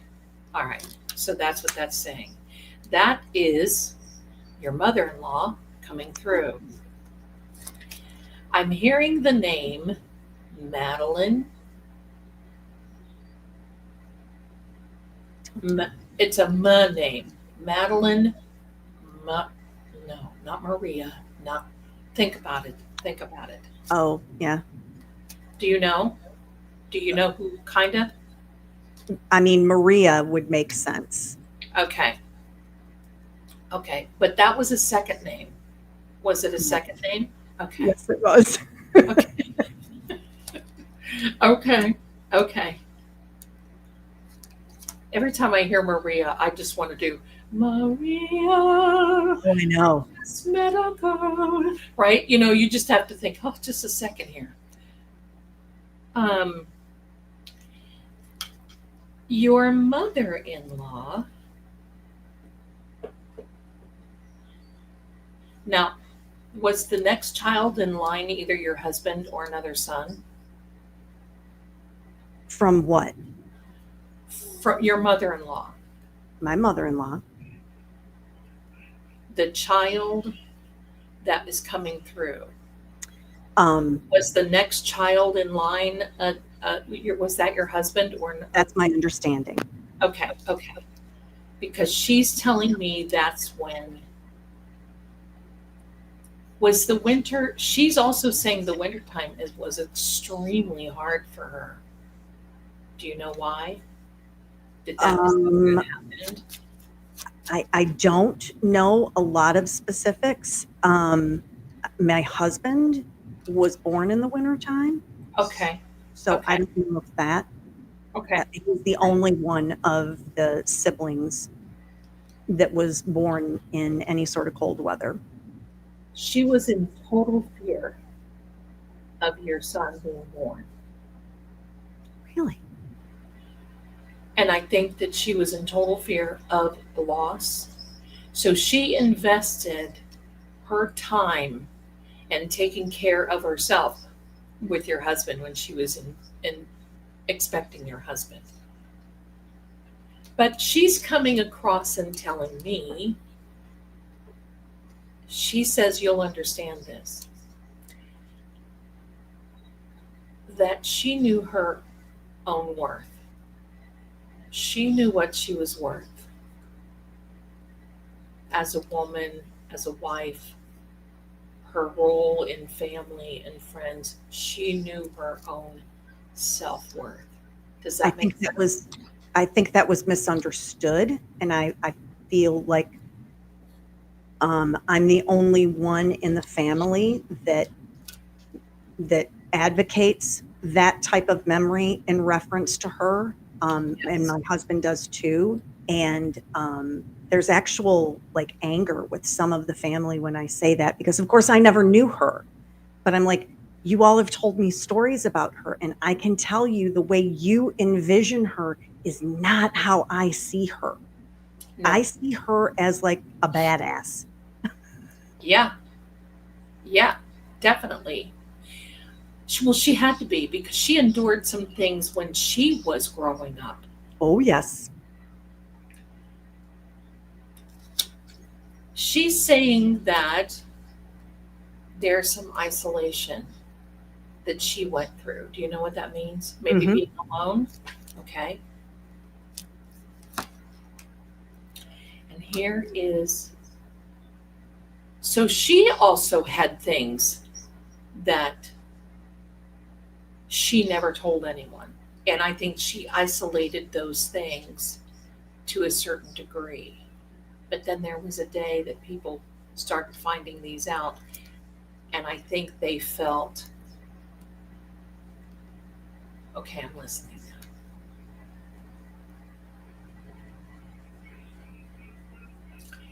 This is why people think that, she said people think she was a snob. They think she was a snob. I've never ever heard that. Well, and I think that I can perceive that because if she was trying to be tough and stay to herself and keep this little thing to herself, then she feels her perception of her surroundings were that.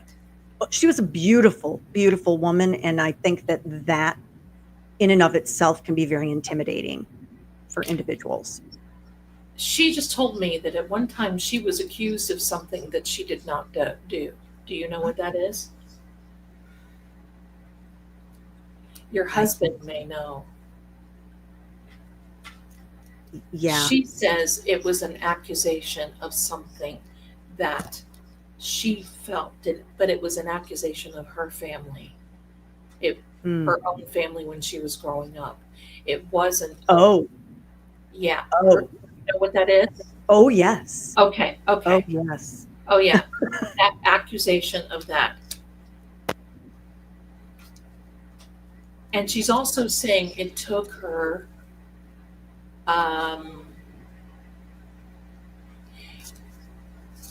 she felt it just took her whole life for that, her to overcome in her mind. I can understand that. I can fill in a little bit of the blanks if you want me to. Sure, if you'd like. So she was German. And so as a child, her family and her had to hide from the Nazis coming in. And so, yes, it was very traumatic, and the accusations that were thrown at that time. So that does make sense to me. And yes, it would have been something that she carried for the remainder of her life. She had a nickname growing up. Oh, I don't know about growing up. Or what was it now? She's telling me that she had a nickname. I mean, everybody, even I, when I refer to her, I say Oma. Oma is still okay. Wie geht's du, Oma? Was ist los? Yes. Okay. Ja, ja. Ja, wie geht's du, Oma? Was ist los? Ich bin ein Amerikanerin Mädchen.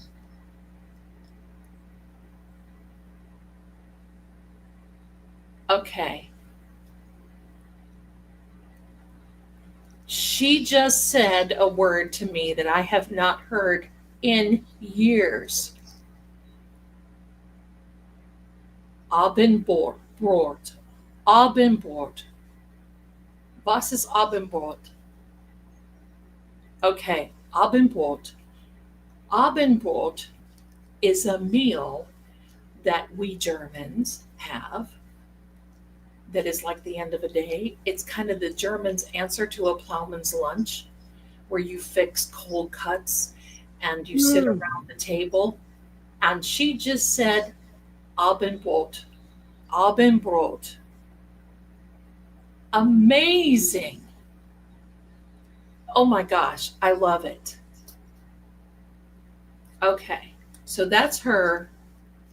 Now, when do you know what her sign is? End of April. So what is the Taurus? end of April? Like the 24th, 26th, 28th. So I think she's a Taurus. Okay. I love her. Yeah, that's right, because beginning of May is Taurus, so yeah. Yeah, so okay. She says determination is always what got her through. I absolutely believe that. That's one of the things that I say about her to the family, that I'm not. My husband agrees with me, because I oftentimes say I don't know that I could have had the strength that she did. She made changes within the house that came from her childhood that made her feel happy and loved, and she wants you to know that. She feels a connection with you. I feel a connection with her. I mean, she's coming through very strongly. So I have to tell this little story if I can. Please. My husband and I had only been together, we weren't even married at the time, and I want to say maybe 4 months or something like that. And I was looking through some photographs, and he had a picture of his mother. It was Christmas time, and I told him, hold this picture right here. And I went in the closet and I grabbed an article of clothing, and I came out and I held it next to the picture. The sweater I had was the exact same sweater that his mother was wearing. And I said at the time, well, I don't think there was any chance that we wouldn't have met the night that we did, because I think that your mother had a hand in that. And so I do feel like she was, like, if you were to look in the dictionary for a homemaker, that was her. I am so not that. I don't even make my own meals. My husband does all of the cooking. So I don't have that connection at all. But I feel like I have a different kind of connection in, like, the strength and mental aspect of that kind of connection. I love it. Okay, let me see what else she has to say. Let me know now if time is getting away from you, if you need to go, okay? I'm still good. Okay. I just heard something that I want to draw a couple of, okay, there he is. That is your father-in-law. Okay. She says that he is the love of her life, but there was another one before him. Do you know that? I don't know. This will keep. I do believe that he was the love of her life, and I think that she was the love of his life also. Yes, yes. There was someone before him. Yes, yes. There was someone before him. It's kind of this funny story. And he was kind of younger. He acted younger. He acted immature. Not her husband, Right. the guy before. And it was like she was dating him, and her husband came along, and it was over. Done. Cut I it. can believe that. It was over. No, there was no looking back.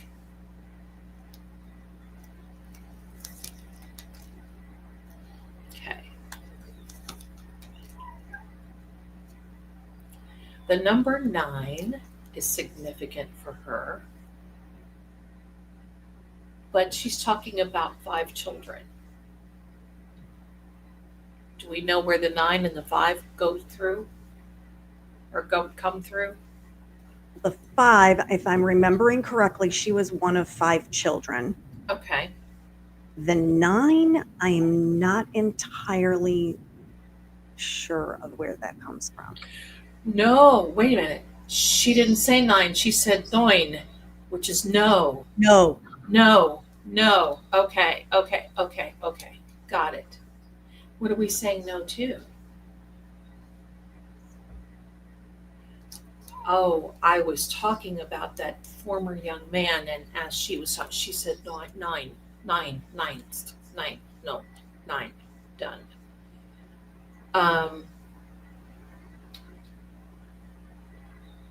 She was a devout lady.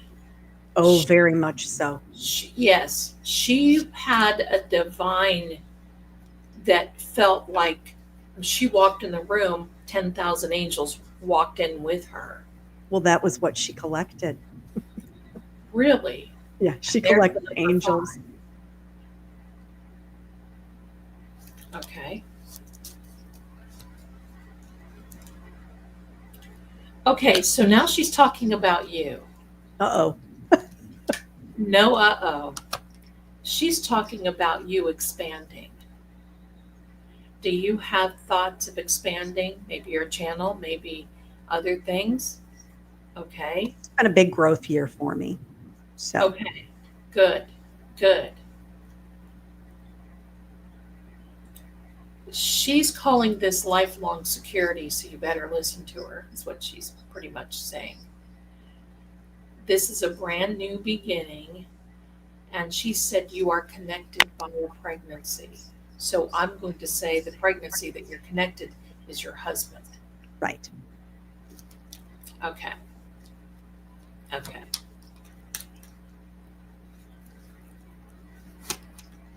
And she says, don't worry about her. She's not bored.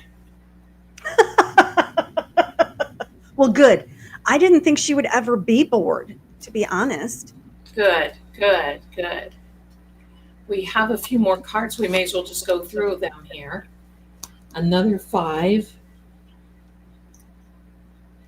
She said before she passed, there was a huge misunderstanding with maybe someone else in the family, not your husband. A brother. I mean, did she have a brother? Yes. She had more than one brother. Any sort of misunderstanding. There were some complications. She was very, very ill toward the end of her life. And my husband is the one who cared for her in her last days. It was a tremendous amount of work, and he happily took care of her and was thrilled to have the time with her and everything. The only thing I can think of is I know there some of the family was not mentally equipped to do that kind of work with a family member.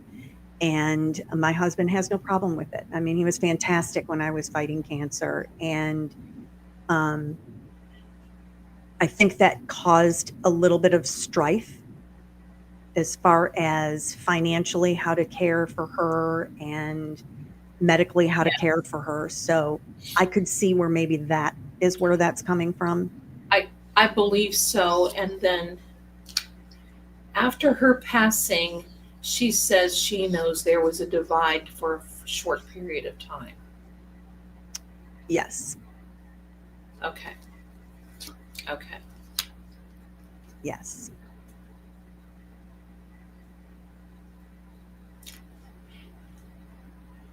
She had this wonderful idea of, okay, well, just wait and see.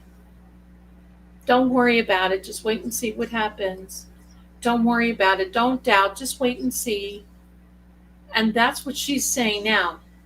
Don't worry. Just wait and see. Don't overthink things. Just wait and see. She was not concerned about her leaving this earth. No. She was ready. She was ready to meet her maker. Absolutely. Yeah, she was ready to go.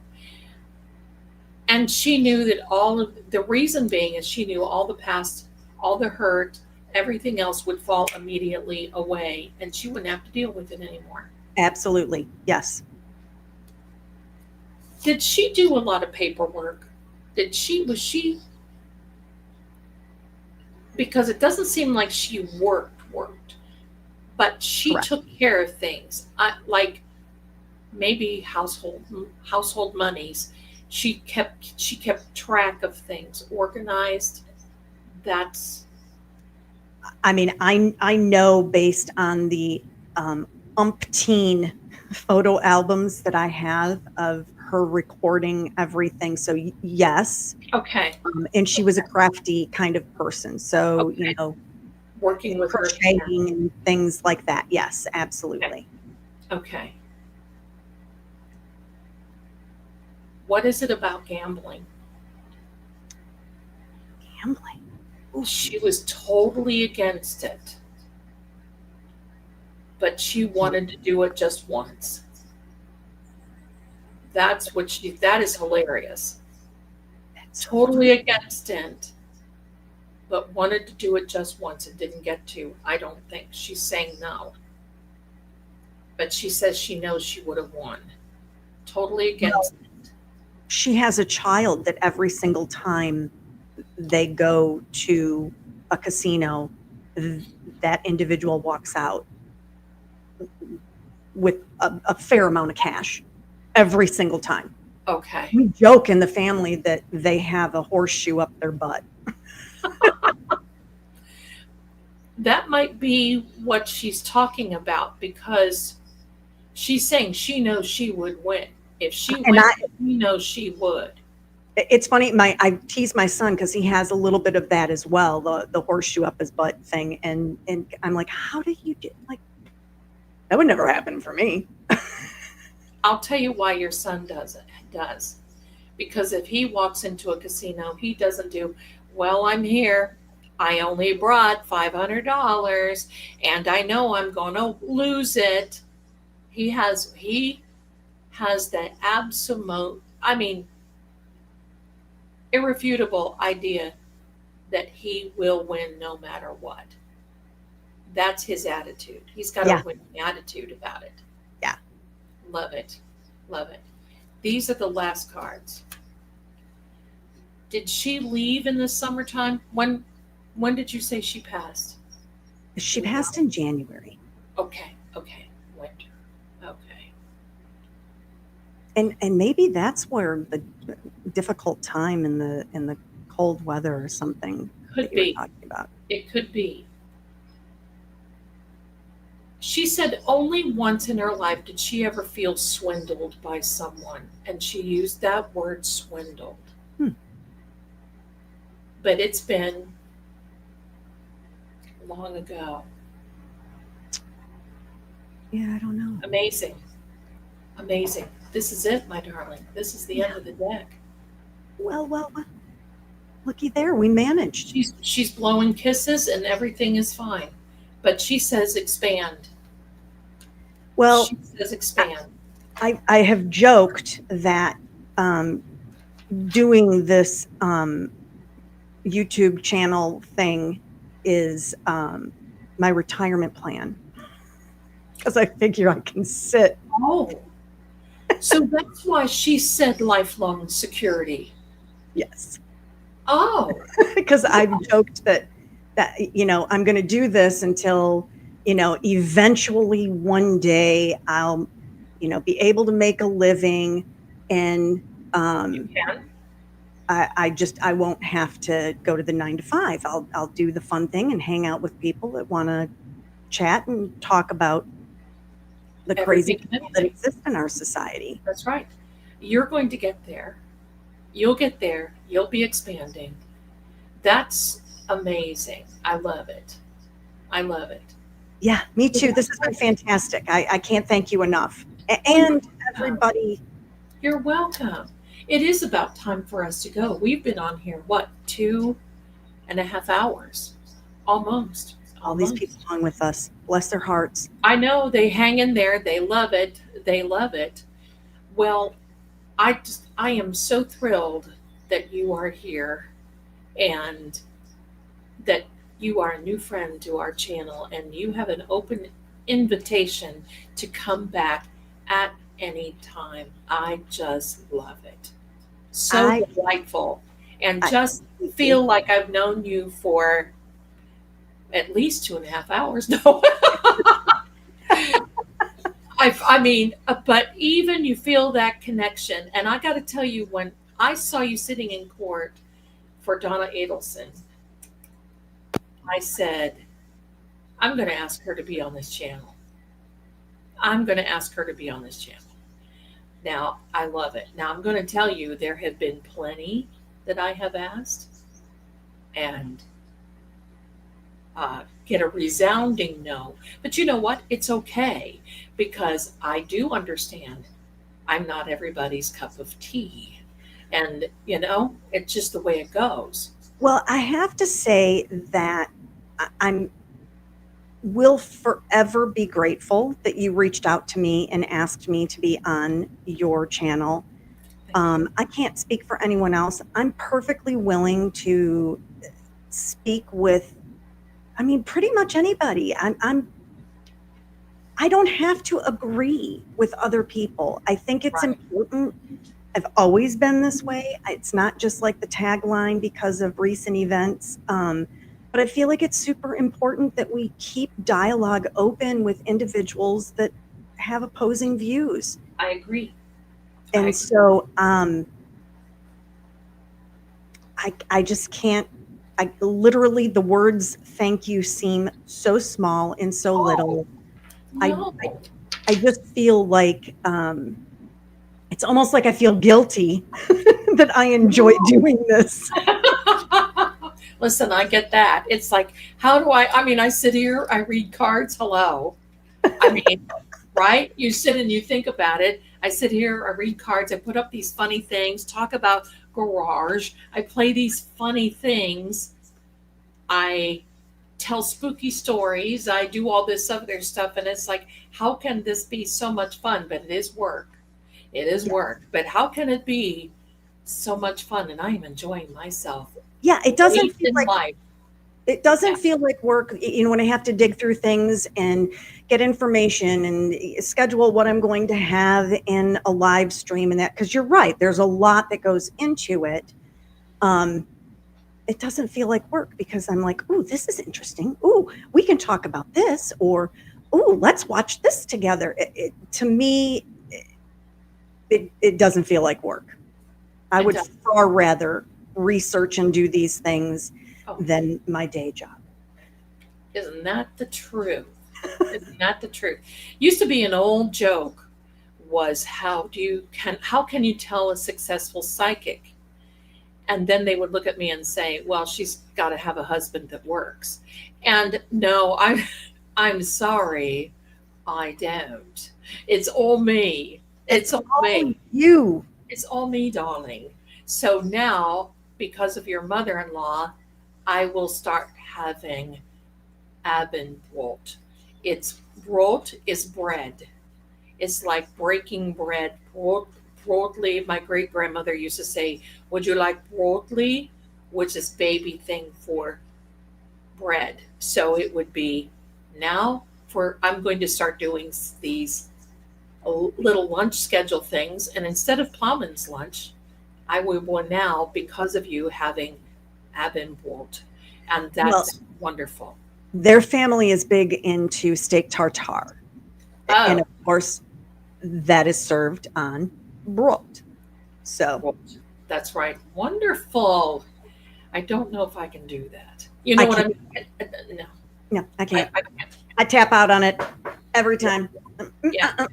Nope, nope. Yeah. Dan, can't do that. Sorry. Yeah, yeah, definitely that. And I can't do the raw sushi. Color me gone. I can't do that. No, They all sorry. do the sushi thing too. My son Yeah. too. I'm like, I need my food cooked. Thank Yeah, you. yeah. And I can't eat anything that has a head connected because I don't want it looking back at me. No, Or, that's creepy. no. Yeah. Maybe So it's because of our true crime stuff. it, I think probably so. So I want to thank you, my darling. I do have some little announcements that I want to make after you leave. And just know, anytime, please come back here because we just Thank love you so you. much. And I watch your content. I know all of us do.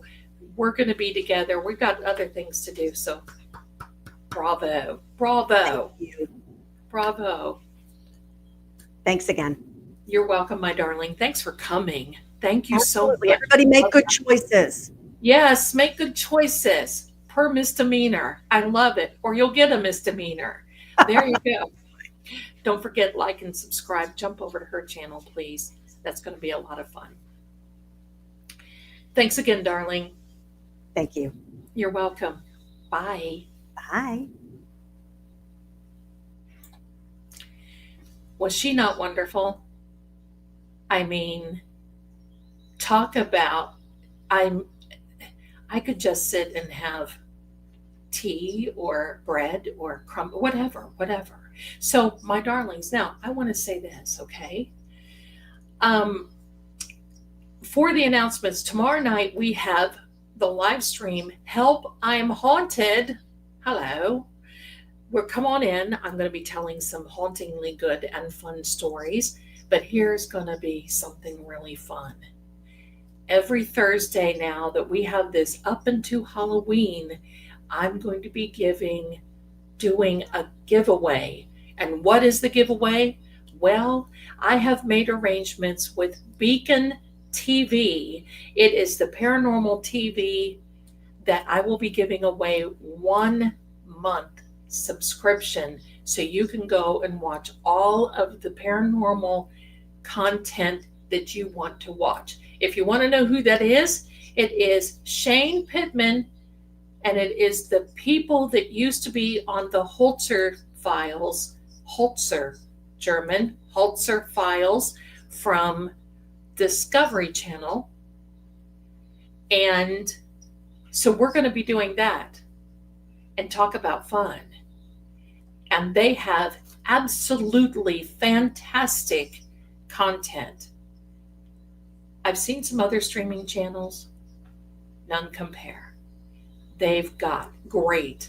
So if you're a big fan of the Holzer files that was on Discovery Channel, Dave Schrader, if I can talk, Dave Schrader, Cindy Kaza, and Shane Pittman have come, the band is back together, and they're making their own type of content exclusively on Beacon TV. Love it. So I want to share that with you. And because you're always here and you're always getting good stuff and you're always being fantastic to me, I'm going to give back the love. Now, we have a few little starred things.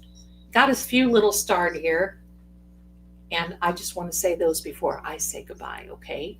So we have a new member, and I'm sure that it's with, look at this, it is Lala Ahmad has become a new member. What? Of True Oracle and of this channel. Thank you, thank you, thank you, my dear. Thank you so much. Carla has gifted 5 Fate and Fortune True Oracle memberships. And with that membership, every other Sunday, I'm reading your cards where you ask questions.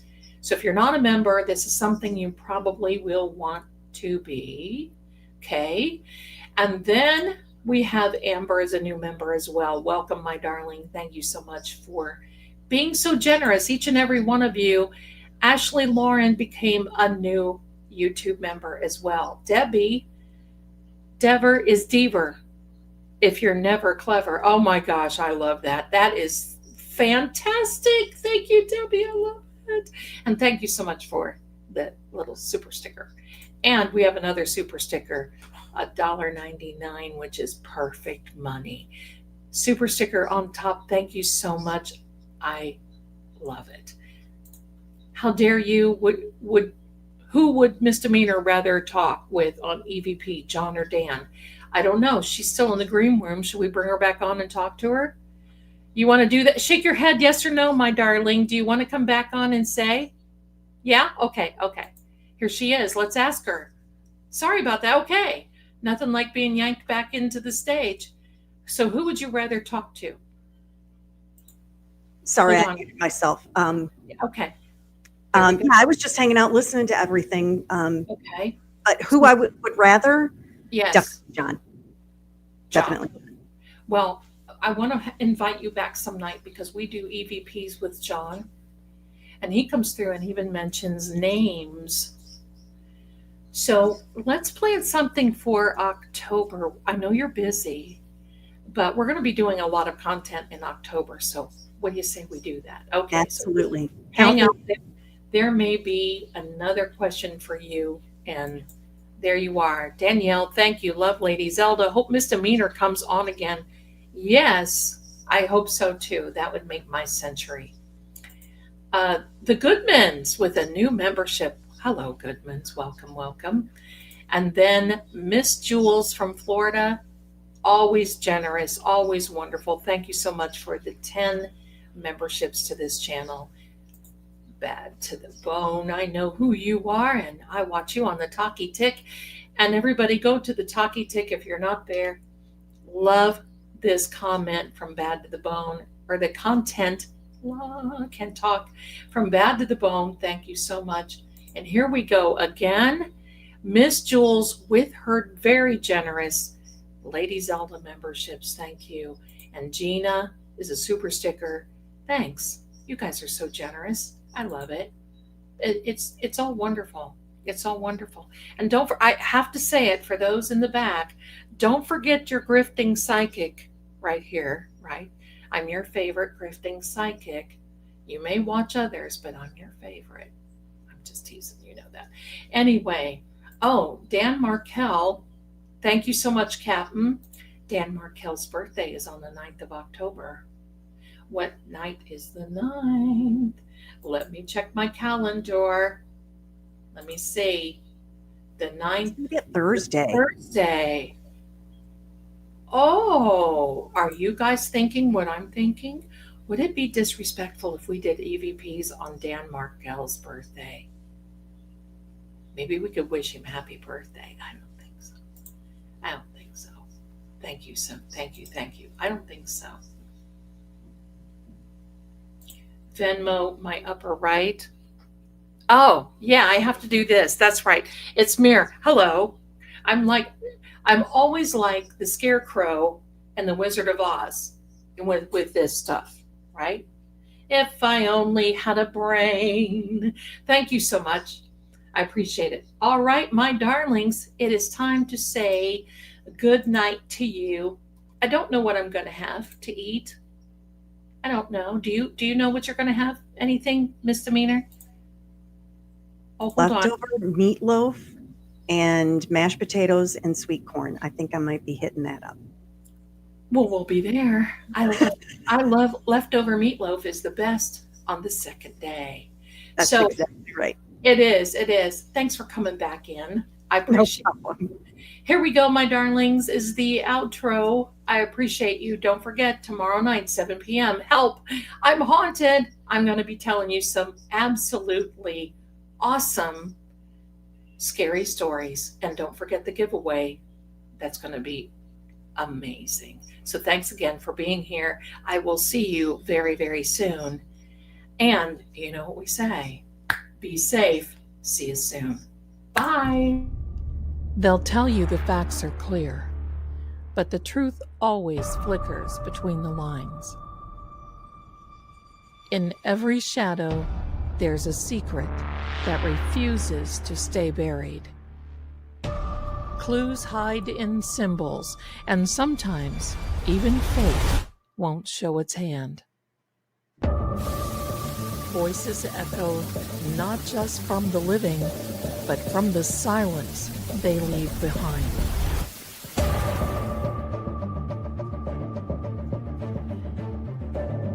I'm Lady Zelda.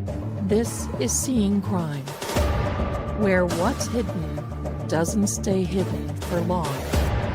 Until next time, keep watching.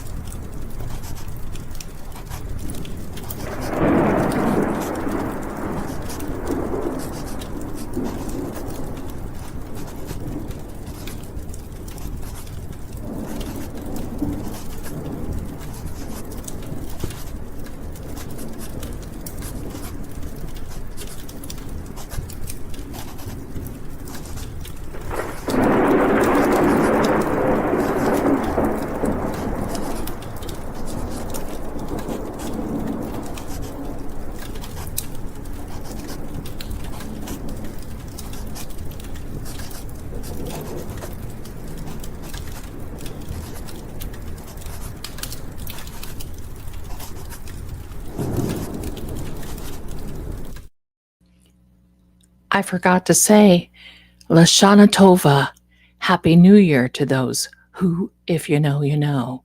Thanks for being here, my darlings. See you soon.